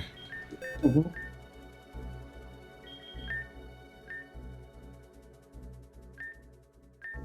I think it could even learn Fake Out from the Move Reminder or something, or maybe that's like for an ancestral machine. But like, Yeah, Rillaboom usually in VGC has like Fake Out, U-Turn, Grassy Glide, and something else, depending on what it wants to do. Gotcha. Fake Out, by the way, because Fake Out's very important. Fake It'll out start becoming more important in the end game. for like flinching? It's not. Yeah, you can totally win without ever using Fake Out, but it's a very good move to control situations and to simplify. It's very problem-solving, in that you can only use it the first turn it's on the battlefield, and it has very minimal damage, but it always flinches. Oh, right, So- right. Fake out resetting. Got it. Yeah. Right. So being able to do something like Fake Out and then U-Turn is a very common like opening for a Pokemon, or any Pokemon that has like just a good entry ability. Like Incineroar is so good because it has a good entry ability and Intimidate, and then it has Fake Out, and then it has U-Turn. You might be or it has Parting Shot, which is another U-Turn ability, just when it drops like stats, and then switches out. So that's a very common pattern for a good Pokemon, is Fake Out, makes you want to switch, and then its ability is an entry, so it makes you want to switch, and then a way to switch. There's a cave of ice. Only the key card can open the laboratory.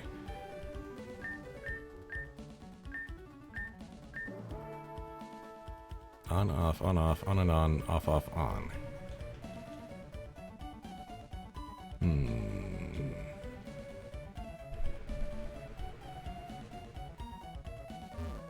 Deep in the Feverthorn jungle. I hadn't read that before. Well, that was a good time to read it then. Yeah. So that's a cave entrance. That's a shortcut back to. Oh, is it behind?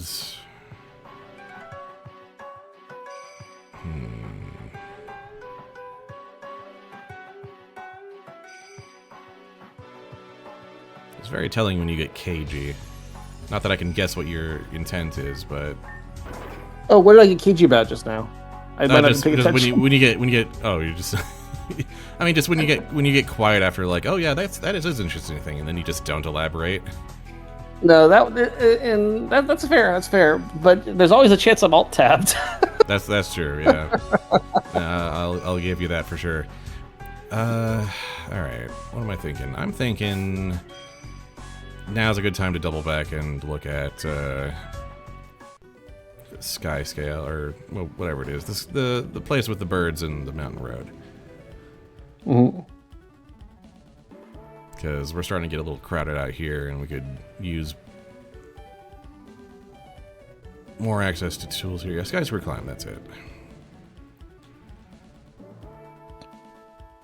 You look like you've got some goodies behind you, and... Oh boy, I'm running out of stuff. I need to buy more berry juice at some point. And I think you have a Shred 30 still, right? I do, yeah. 15, 25, 45. No. Yep, I've got some solid tools for this. Oh. And still got your Sea Mother's Tear, so options there. Yep, I just am paralyzed by like what would be the most ideal like application. Yeah, that's of them. fine. That's very normal for the Sea Mother's Tear. You get a lot in end game, and you'll get one early game. Gotcha. And so for the people who know how to use that early on. Exactly. It's kind of there to taunt you and be like, make you afraid to misuse it at first, and then like you can just use it later in the end game when you realize there's more. That's fine. But for the replay, it's there to let you go, oh, I have a plan. Like, I specifically want to catch Dratini and then get a Dragonite like within the first 10 minutes of the game. Nice. I have done that. It feels great. But yeah, it's very intended to be used with the Dragon Cave primarily. There are other good ways to use it, but it's very good on the Dragon Cave because then we give you a lot of access to like level 10 to like 9 stage 2 dragons that usually have like, pretty decent stats for early game, but they're not that special. And because the stage 2 dragon is almost never the good one, it's the stage 3 dragon that gets crazy. But they level up at like level 50 or 60, like And so, or even higher. I think one levels up at like 65. So, but you can see Mother's Tear, and it feels so crazy. Like I have a Pokemon that levels up at level 65 at level 10. Surfetched. Oh boy. The weird fighting Farfetch'd.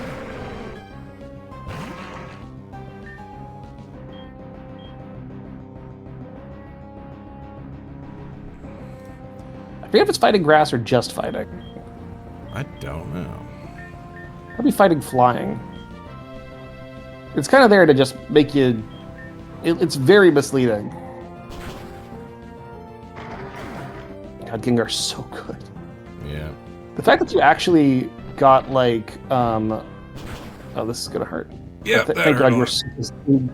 Thank God you were so physically defensive. It like... Yeah. If one of its allies was like knocked out, it does this massive damage. It often will one-shot something, but Cloyster is just so physically tanky, it's great.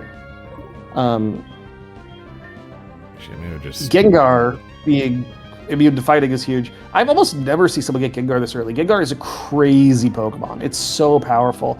But people almost never find the Dreaming Halls this early, and I don't think I've ever seen anyone like go there to pick up Gengar and come back, which makes me now think that's absolutely what I should do in my next playthrough, because I love Gengar. And, oh my God, is it good. Dreaming Halls just has a lot of good stuff in it, honestly. Yeah, absolutely. I usually go there early, but for other stuff, like I don't really use the wild encounters that much, because like there's no real type advantages that you get like early on with them. There's some like they're good, they're specifically there to be like good against poison, and so they're good at the Fever Thorn. But just the fact that Gengar is there too is crazy.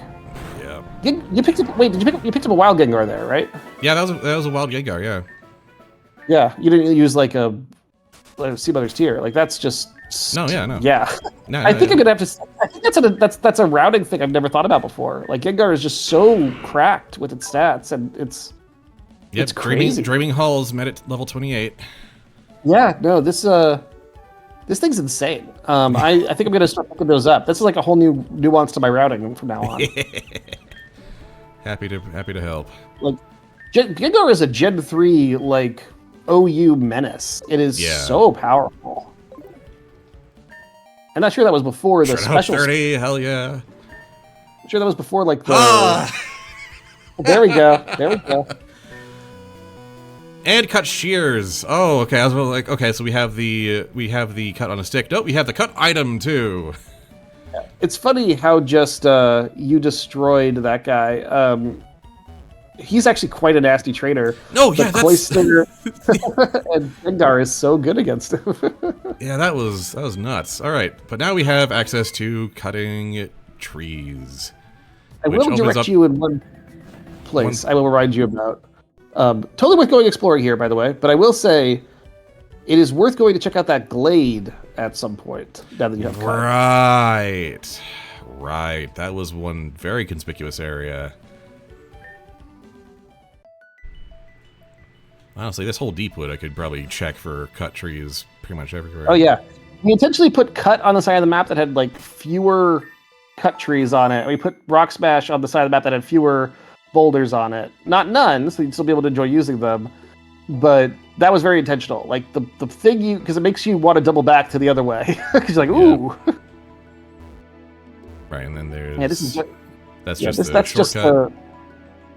Just. Why would you run back? But yeah, it's just that's just a way to get around having to kill those trainers if you don't want to. Yeah. All right. So no, that's to the steel trainer who could actually probably maybe be able to take care of this guy too while we're here.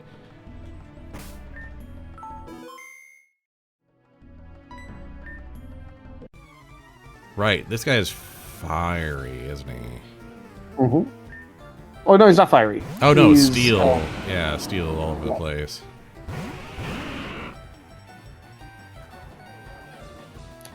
So air balloon's an item that basically gives the guy levitate until they take damage. Interesting. All right, I need to. There's a team I have for this, and it's Graveler and Lunastone.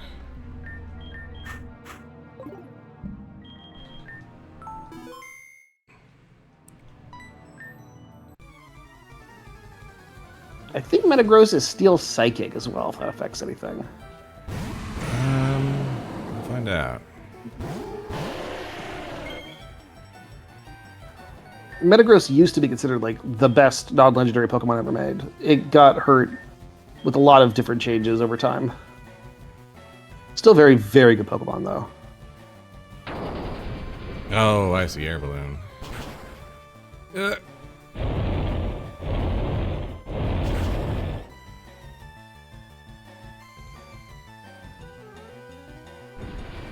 So Steelix just will not be hit by ground moves until it's hit by something else. That's right.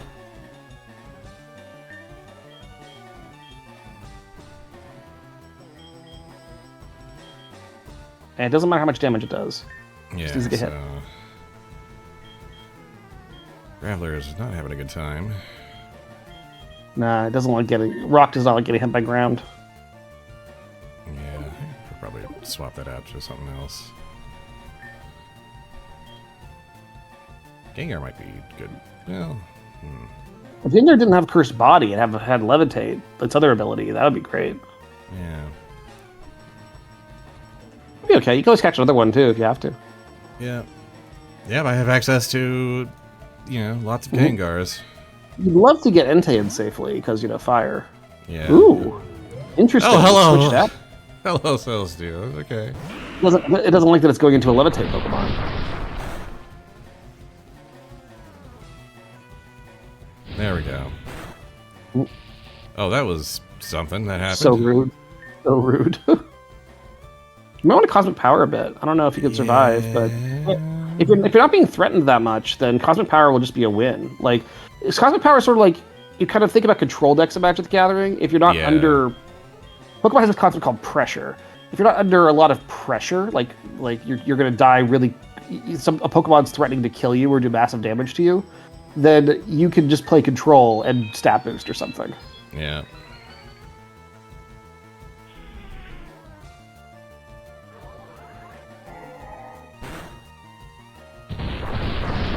Such a messed up Pokemon. I love it so much. Alright, now, yeah, you got a boost in your tankier. You can just do stuff with...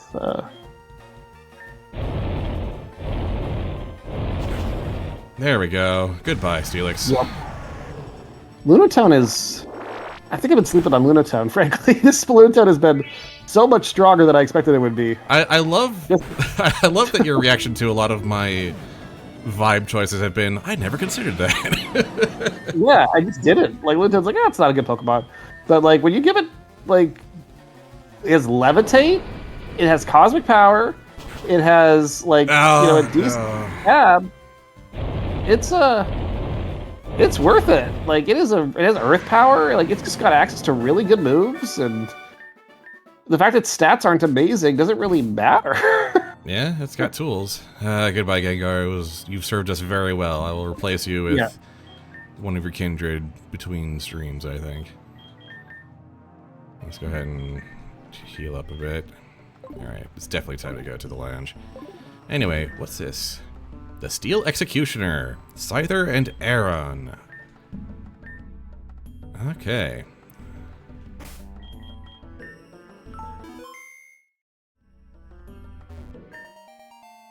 Oh, blank card. Alright, sure. And an Ashen Shard. That makes two. And a PC that is here for some reason. They are attracted to the statues. Oh, I see. That makes sense. That makes sense. In fact, because I'm so specific about the need to justify everything with lore, the whole PC's plot line was inspired by me wanting to justify having them in the wild. So the idea that they are naturally occurring, I was like, okay, now how do I justify that? And that inspired all this other stuff from this quality of life feature. Ooh, Moonstone. Another Evo. Cersei was right again.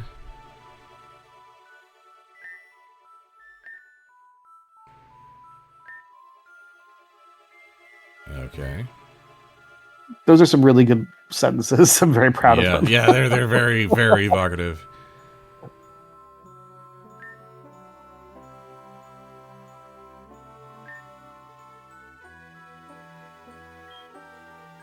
Oh dear. An entrance from which I cannot return for some time. Immediately. Yeah.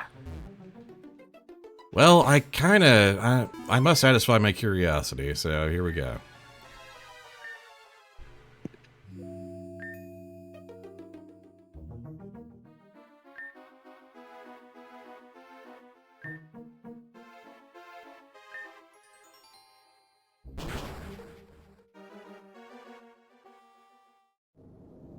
Well, my body just collapsed, so that's fun. Eh?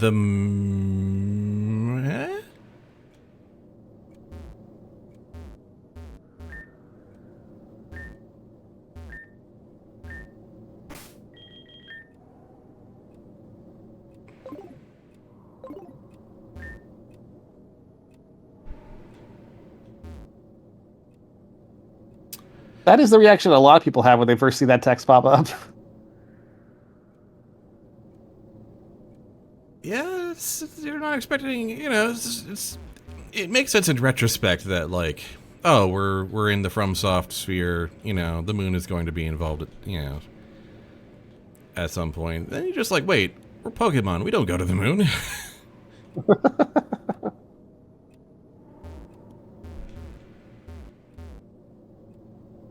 This is very, very evocative imagery for a Pokemon sprite game. Thank you.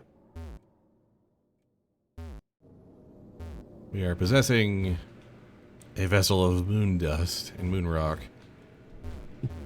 amongst countless others.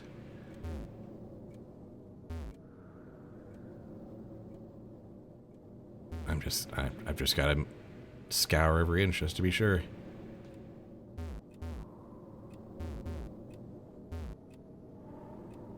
Okay. And we have a level 3 Lunatone.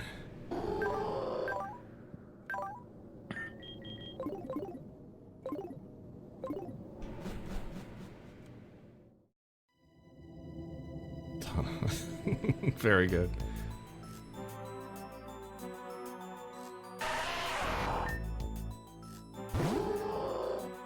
Moon ball. Moon ball. You notice the battle theme is also different. Yeah, that is very good, yeah. We spent a lot of time trying to figure out the right music for the moon. Like a lot of time. Alright, I think I should probably catch some Pokemon here. Might not be the worst idea.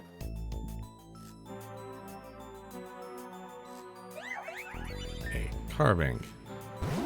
After working so hard to get to, like, the mid-20s, dropping back down to level 3 is, like, very low-key menacing in a way. I know, right? It's like, Like, I wanted it to be intentionally be lower than what you start with. Yeah.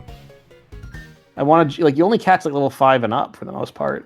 Oh. So, starting below 5 is very, very intriguing and disempowering. But I was mentioning that one area, like, was going to have extremely, like, the best crafted movesets ever in the game. It's this area. Oh, boy. The moon is the one thing that, because everything's so low level, so we had to craft, movesets for it. That's interesting. But Power Gem. this is the area that had more effort into move crafting. This is how I would do the whole game if I was doing it from scratch. Yeah, wow.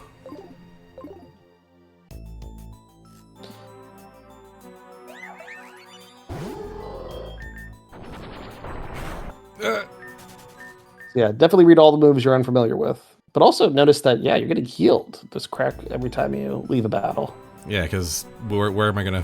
where are my items? Where am I gonna find any... Yeah. It's not why, it's lore reasons, actually. But it does change things substantially. Alright, yeah. Moonlight is a heal. Psychic. Icy Wind. Oh, lowers speed for the team. And just rock special. Moonblast. Stealth rock. My misty terrain. Alright. Fairy type explosion, basically. Yep.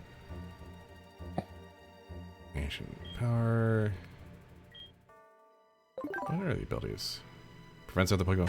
Clear body, sturdy, levitate. Yep. Good stuff, good stuff. And our screens. And skill swap can be used on enemies too. Yep. I like skill swap a lot. It opens up a lot of interesting options, just in general in Pokemon games. Another Lunatone, should I crave one?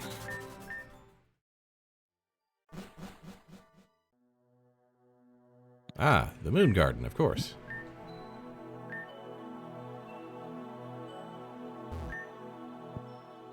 Told me not to go through that cave, but I took a peek inside anyway. Nothing through there at all. Well, there is a lot of dust, I'll give you that. Strange new abilities. Yeah, I'm feeling very trained.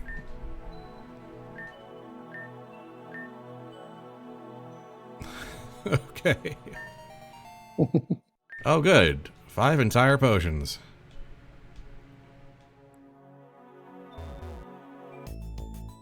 Oh, good.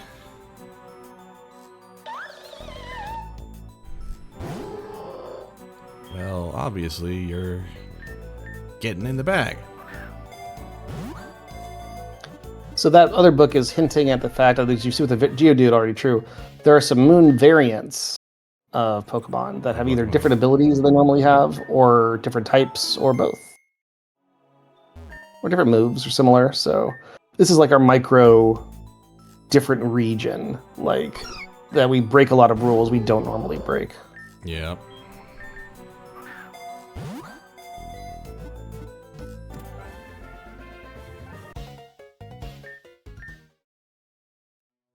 Okay. Keeps the valley safe. I don't know how, though. It just sits there all night.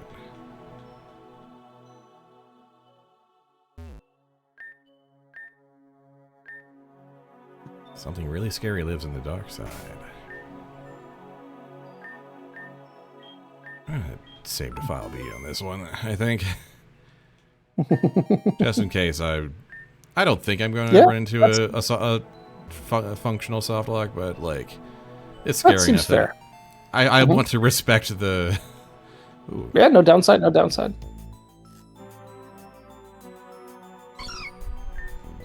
To the moon, though. We give a special item to turn off perish mode in here if you really want to. But you can't go back afterwards.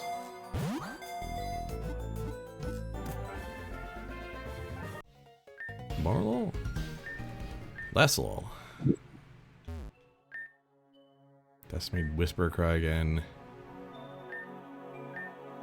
Hope she's okay.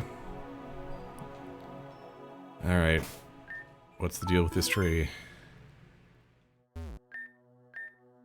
Okay. Does not respond. Oh, we've got some...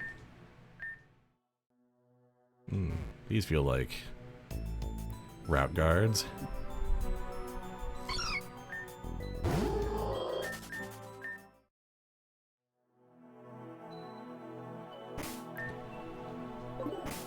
Alright, do we have like... We have a party now.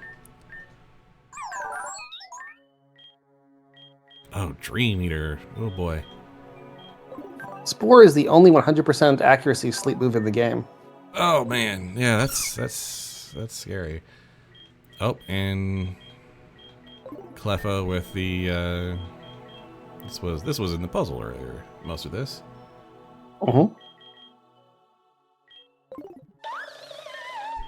Hex Curse, Will-O-Wisp, yeah. All these have plans, and they're pretty strong ones. Yep.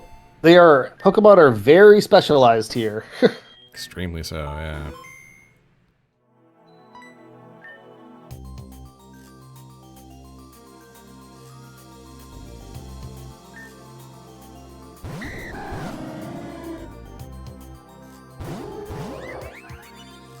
Okay, so this is like you gotta start thinking. You gotta have a plan here. Well, Oh, this is a challenge zone, and we are here for the foreseeable future.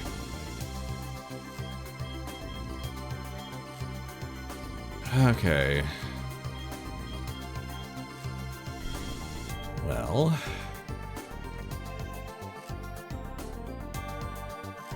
we have flying and we have a dragon. you do. Commonality between them? Ice. Probably want to reflect here. No, probably want to do light screen rather.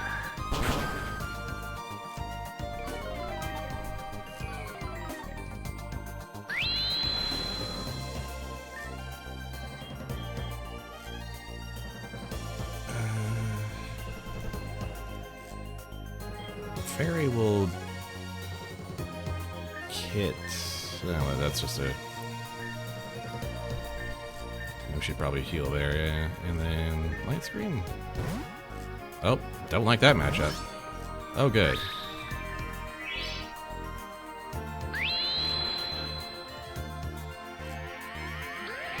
Oh, good. Well, thank goodness we did that. Mm-hmm. Hone Edge is probably. You know what? I'm just not.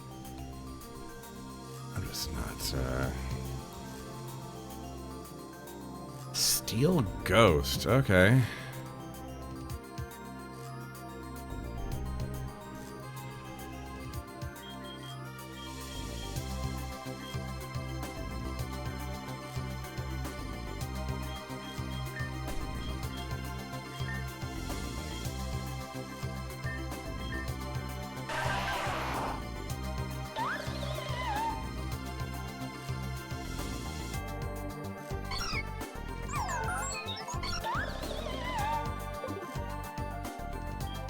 Maybe Phantom? I don't know.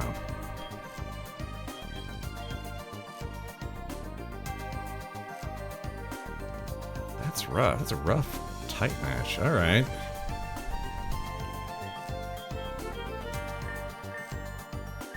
Let's go ahead and just try and get rid of that dragon here, I think.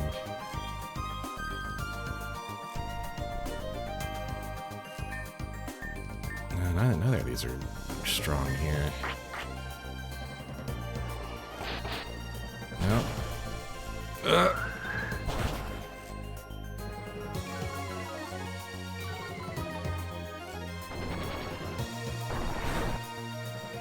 Shoot. Okay. And I'm gonna lose on speed. So let's try that.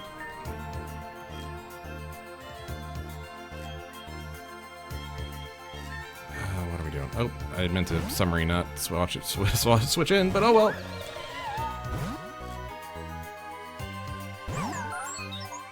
Just making it spicier.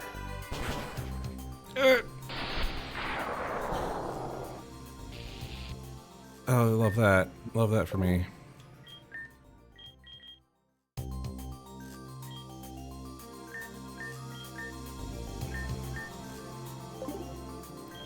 No, probably not gonna...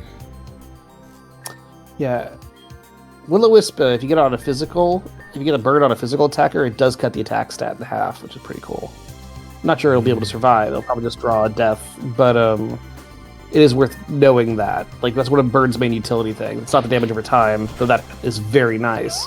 Its primary role is to, neutralize a physical attacker. Nice, though. That worked very well. You got a kill off, and you set up a Leech Seed for a sustain. I think the Leech Seed is just it doesn't do anything anymore. Yeah. It's like if you switch out, the Leech Seed still keeps going, but the opponent is seeded on the side of the field. So that was just a cool way to get a kill on one turn. I think Noctowl, yeah.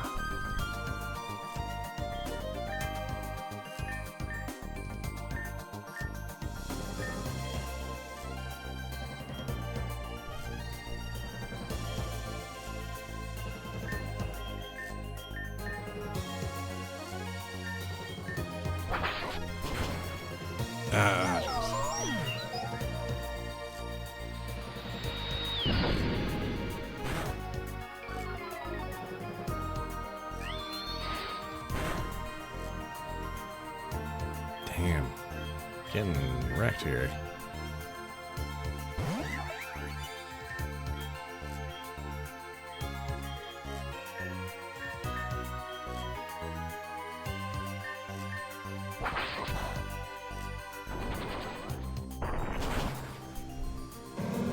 That's good. There's that, at least.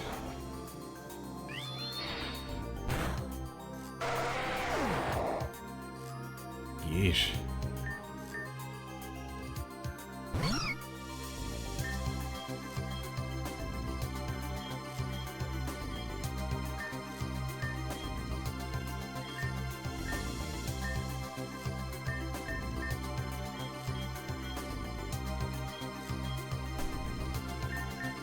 Remember...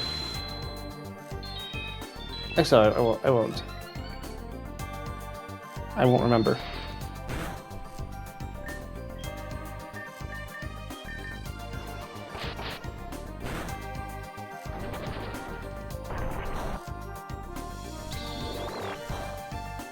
Yeah, none of those are terribly effective, but what do I got?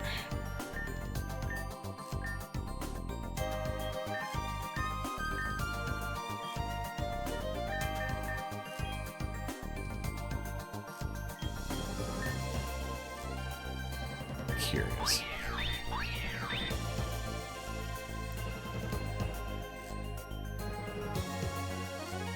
No guard. That's a very interesting ability. I don't think it's going to be relevant for you in this circumstance. It basically means that all attacks versus you can't miss, and all your attacks can't miss. It's a martial arts concept in certain Japanese... Actually, I don't know if it's Japanese, but it's a martial arts concept where it's like you ignore defense entirely in favor of landing hits. So like you're not even going to try to block, which allows you to land your own hits. Mm-hmm. You're gonna fearlessly be willing to take hits in order to deal hits, when normally martial arts try to not get hit and hit you. So no guard is very good if you have an attack that like has low accuracy but hits like a truck. Oh, that's so nice. Yep. That is so friendly compared to everything else in the game. Okay. That was what I remember about. Like you can actually afford to take losses in this place. That's such a good balancing act. That makes this so much more exciting to explore, not just completely dreadful. Oh. Well, why didn't you... Okay. You know, actually, that might be an error of some kind. Maybe. That should be... That felt like it should have caught me, yeah. Yeah, no, it should absolutely. I don't know what happened. It should be impossible. That shouldn't be possible. It looks like a glitch. I'm gonna make a note of that. Yeah. Second. Take a look at that when you get a chance. Yeah. Yeah. So yeah, that is blocking.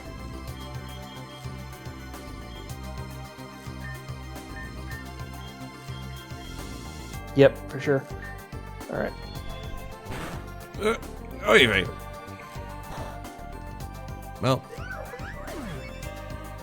they're strong. Flip for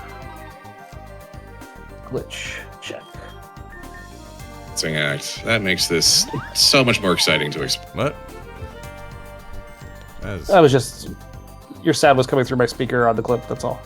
Okay.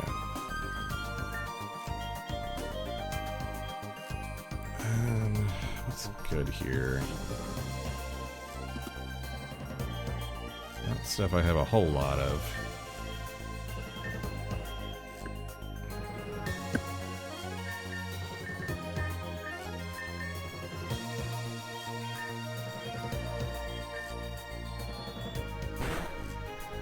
That psychic is just coming for me. Yeah, this is actually a very Dan fight. I often like to create very simple but challenging problems. So like, rather than give them like 4 moves. Oh, that are all it's the range is 1 short. Oh, interesting. Okay. For whatever reason, they're. I'm sure that somebody updated it or something by accident when editing it, because I can't imagine no one's realized that before. Yeah. Yeah. There's no way. Yeah. That somehow it got changed by, or someone put like an invisible event there that fucks with the range or something. Maybe. I bet that's part of it. I bet there's like an event there that's like an invisible thing that's changing a color or something that effectively is blocking the. That sounds anyway. Right. Yeah. Anyway, do I have anything to deal with that whole combo? Because this is a very Dan fight I was mentioning. Is like a lot of people will design, and I do too sometimes, but a lot of times people will design fights where like the enemy has lots of different attacks it can use, like a mixture of like stab and then coverage, maybe a setup move. I tend to prefer just making a simple problem that you instantly understand, and then there's exceptions like for major boss battles. But I tend to like just making a simple, like, this Pokemon uses Snarl, this one uses Psychic, maybe it uses a setup move, but otherwise that's it. What do you do? I just think that's very interesting. I don't think I have anything for the Espeon.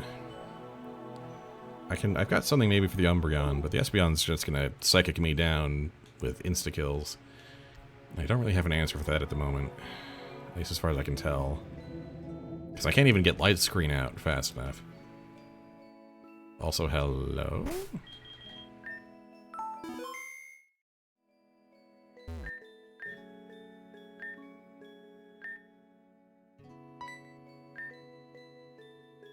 Is that a problem?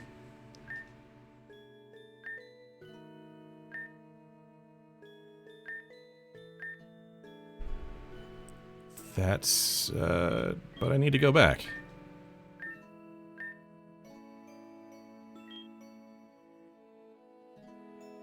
It will not destroy me.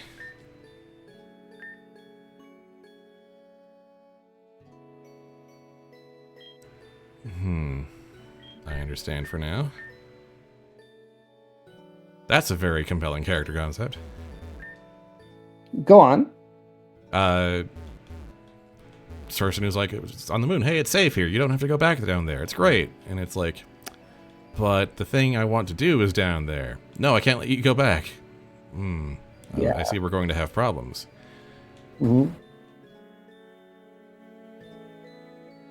Also, there's a line world that still ends in 13 days, doesn't it? It's just, not for the moon. The moon gets to just be like, nah, we're built different. It's a beautiful day again.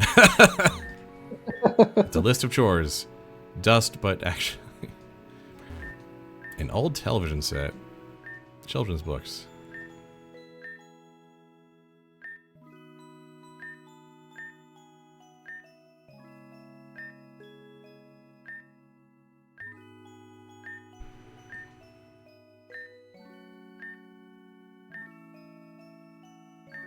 Okay.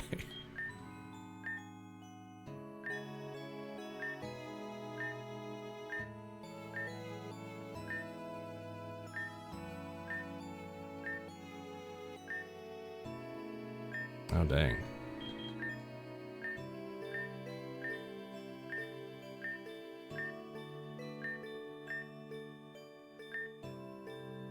Then it'll be safe forever.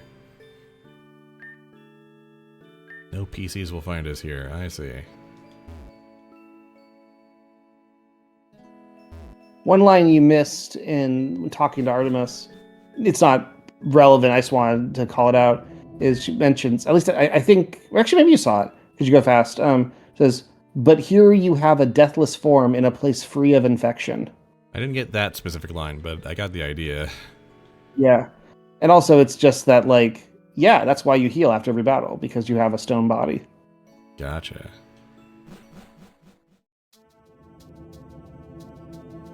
This zone just keeps going on and on, don't it? Okay.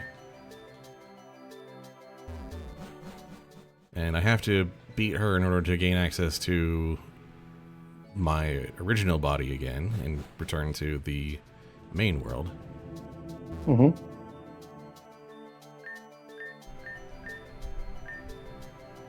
Why? Uh-oh. No, thank you. Not right now.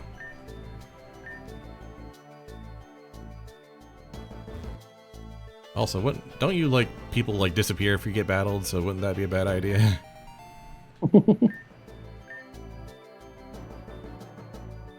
Oh, use items come back at the end of battle here. Interesting. That's actually true everywhere. Oh. It's just a reminder that, yeah, if you just put a berry juice on a Pokemon, it'll come back every battle. Just a free little micro heal all the time, huh? All right. Yep. Less relevant at your level range, but very relevant in the beginning. Shiny stone. And it's still better than nothing. Might as well. Why are there any craters here? Yes. Yes, look good. Okay. Well, this is utterly fascinating. I'm glad. I mean, it's amazing how it, like, once you see it, like, oh yeah, of course there's a mystical moon zone, but like up until that point, it's like, no, it's not even something you'd ever imagine. Right. It's very much an inversion of the rest of the world as well. Like, there's people here, they move, they talk. There's it's that pattern of things you start finding things you never expect to find. Where did you go?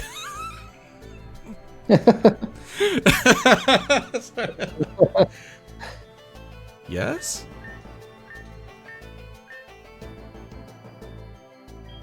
Yes, but I'd like to leave.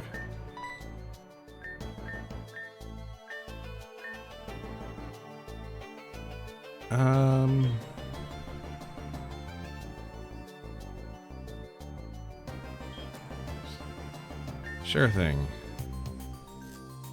So, fun fact, that's actually an homage to a dialogue in Pokemon Emerald, or Ruby, Sapphire, Emerald, where a kid asks you, hi, what town are you from? And you can say yes or no. It's the only options, because that's like how it normally works in a Pokemon game. Yeah. And if you go, yes, they say yes town? It's like, that sounds ridiculous. You're from there? If you go no, like what do you mean no? You can't mean you're born at the bottom of the sea. Which, that's exactly her reaction when you say no here as well. Which you were born at the bottom of the sea here. You were. So it works very well. But the other funny thing about it is it actually only makes sense in the original Japanese because yes is high, and the Pokemon game studio was originally, Game Freak was like founded in the high town.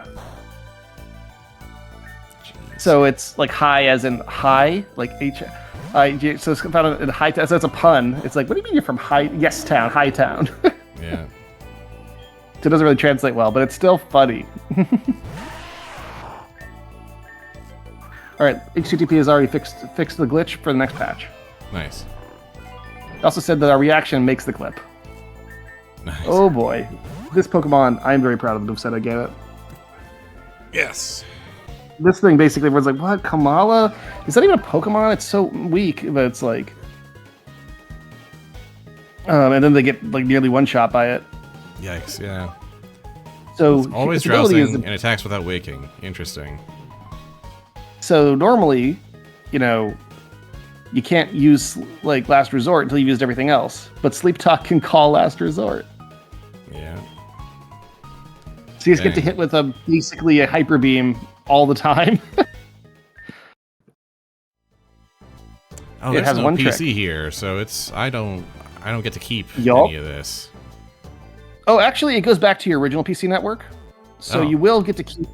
So I can overflow into my box if need be. Yes, you just can't. You just won't have access to the Pokemon anymore while you're here until you can get back. Gotcha. So it's not wasted. And that's normally something that people just discover along the way, and they didn't expect it. They're like, okay, well, I'll come back here at some point probably, and I'll catch what I need. And if I can't ever come back here, then I don't care anyway. And then they discover, oh, I have all my Moon Pokemon, and that just makes them very happy. Nice. I figured you would like to know that now. Yeah, no, it's good stuff. I figured that, like, this is a zone where it's like, all the Pokemon are really weak but have really interesting movesets, and it's like, but if you use a Shard of Hope on them, oh boy. Yeah. That's kind of the whole thing here. Funny thing is when we released this moon area and we said, like, oh, do I have to have an end game file to play it? And we're like, nah, just whenever. Like, it's kind of its own ecosystem, yeah. Yeah, they were saying like, oh, should I bring like my end game? So should I not do the end game? I'll just stomp it. Like, no. No. The fact that you do get automatic heals is so nice for this, because like the fights can be otherwise. Oh, hello. Oh, this is gonna. Yeah. I've never. Yeah. I've never looked at Togepi and thought, oh, this is gonna stomp me if I don't get this right away. That's level. It's amazing what levels can do.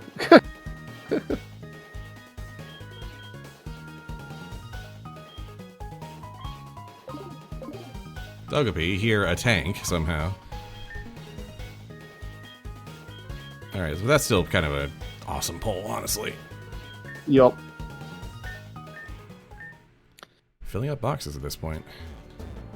The fact that you can heal is great because it adds. Like, we used to not do healing, and then we were like, well, we have to give you so many potions to make sure that you can't possibly, get us hard locked. And we were like, or soft locked. We were like, why don't we just, let's just get around that somehow. Maybe there's a character that can heal you, but it should only be like for the first time you're on the moon, and so we tied it to the. Here we go. Yes. Did not expect to get anime bladed by a deer, but here we are. Yeah. We talked about Solar Blade. Yep, we did. Got the TM for that today. Yep. Deerling is really interesting. I gave it a very sun-oriented thing. Yeah, this wants the sun shining, and it will destroy anyone if it is. Mm-hmm. And so what's so nice for about being my introduction to this place, but it's time for you to. Well, now it's the weaker Lunatone in my box, but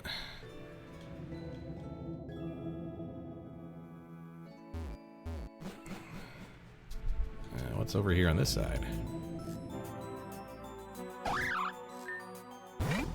Funnelby.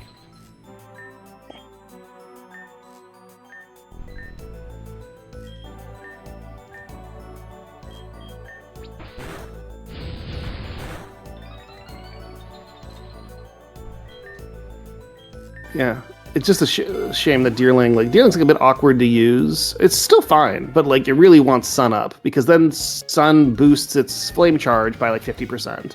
Yeah. And it lets Solar Blade fire off in one shot, and lets Synthesis fire off with extra strength too. Yup. So keep that in mind. Yeah, right now it's snowing, so I meticulously designed every wild set all in a day. It was very much hey, I think we could get this out by this weekend type thing, and I think I like setting deadlines like that to be aspirational so that things actually eventually get done. And so I just cranked, and HTB said okay, look, if you can get everything ready by then, I do have time this weekend just to get it all merged and get it out.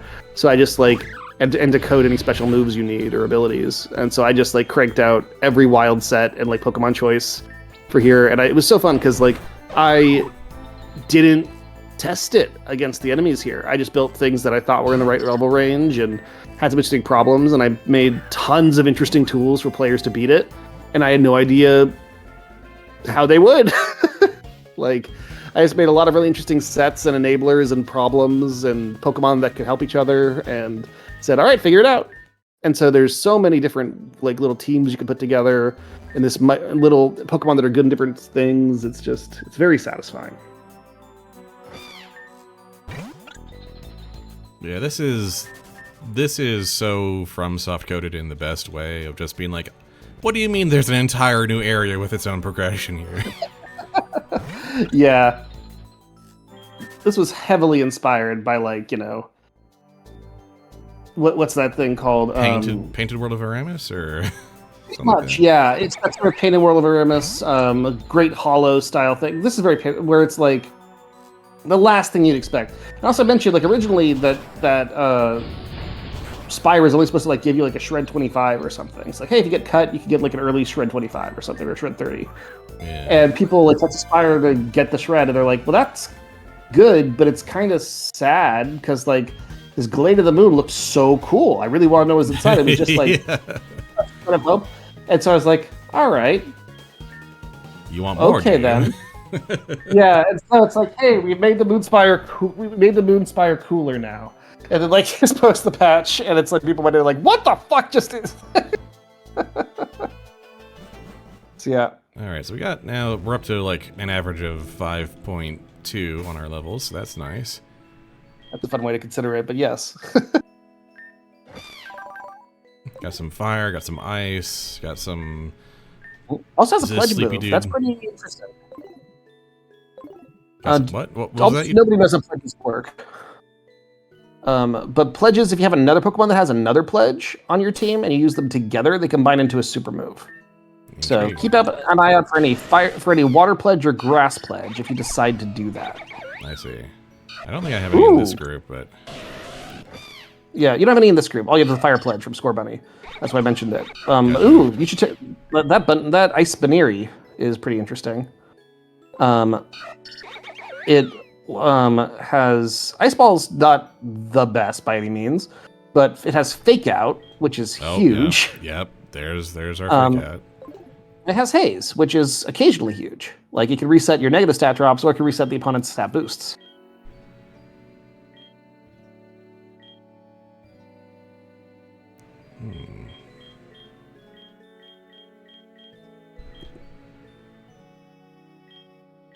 Have an Evo scope here, just in case we need to inspect.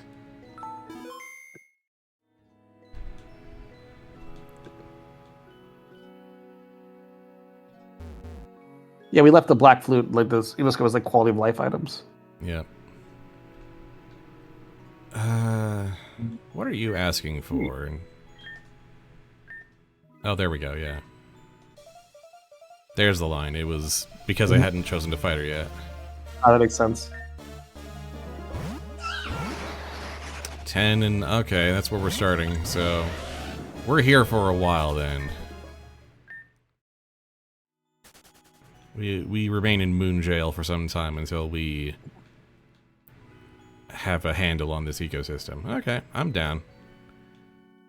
The Parish mode boosting like levels here is really intense, especially right in the first one, because it's like no kidding. Like some people spend Parish would spend a while on that first fight because it's like the Noctowl and so on are like I think they're level 6 on Parish mode.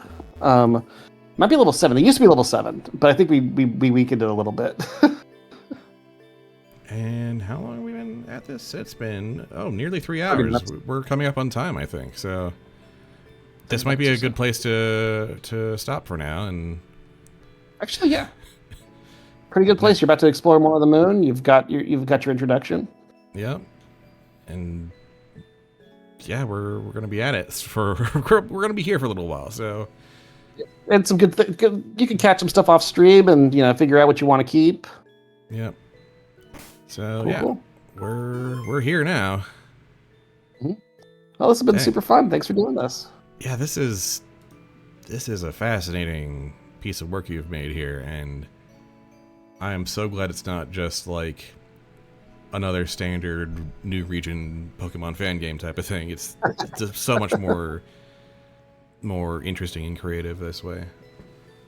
Thank you. Yeah, I'm really, really happy with all the work we've done on it, and I think it's also a really good example of what's interesting is we made the base world very dark and depressive that you've been spending most of your time in, but then we made like updates since that add like the card game and the moon, and, like adding moments of light and brightness to pepper it. And also what's interesting is that a lot of people got into the atmosphere and got into lore detective work in the base game, but they often didn't like care too much about the world. And then meeting actual people and children that, they ended up liking and wanting to save the world for, really made them connect to the game on a much deeper level, which was really nice. It's kind of how, Darkness in Tone kind of goes, is that you don't have to like stick to it. Just having the atmosphere be present means you have a lot more emotional range to work with.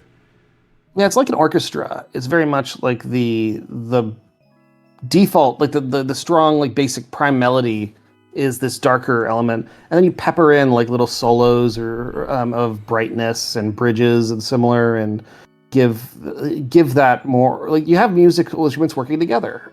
You have the bass and you have the I could go through that's a good analogy because there's a lot. Layering is a very important concept to how this game works.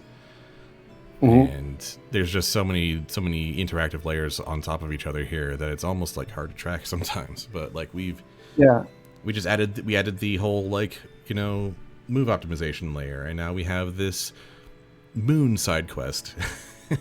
Where we can get special variants and unique Pokemon that we can then maybe shard later. Yeah, it's been very fun to talk about like all different ways to make catching Pokemon matter more interesting or do things in different ways. There's so many different layers to it, and like you mentioned, like layers are a huge point. And what's funny is again just how you keep saying like, "Oh my god, this area is huge." It's like objectively not, but it feels so big because it's full of so many decisions. Yeah, because every 5 steps, it's like, all right, well, I guess I got to decide where I'm going. Yeah, if I'm going to deal with this or not. Yeah, should I fight this thing in front next to the cave, or should I fight this kid, or should I fight this thing guarding that, or this regarding that?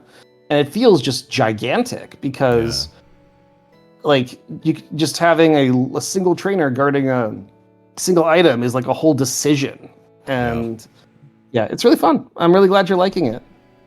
Yep, looking forward to next time. And I'm probably not going to do anything off stream for this one because, well, I'm on the moon, so. That's true. Yeah.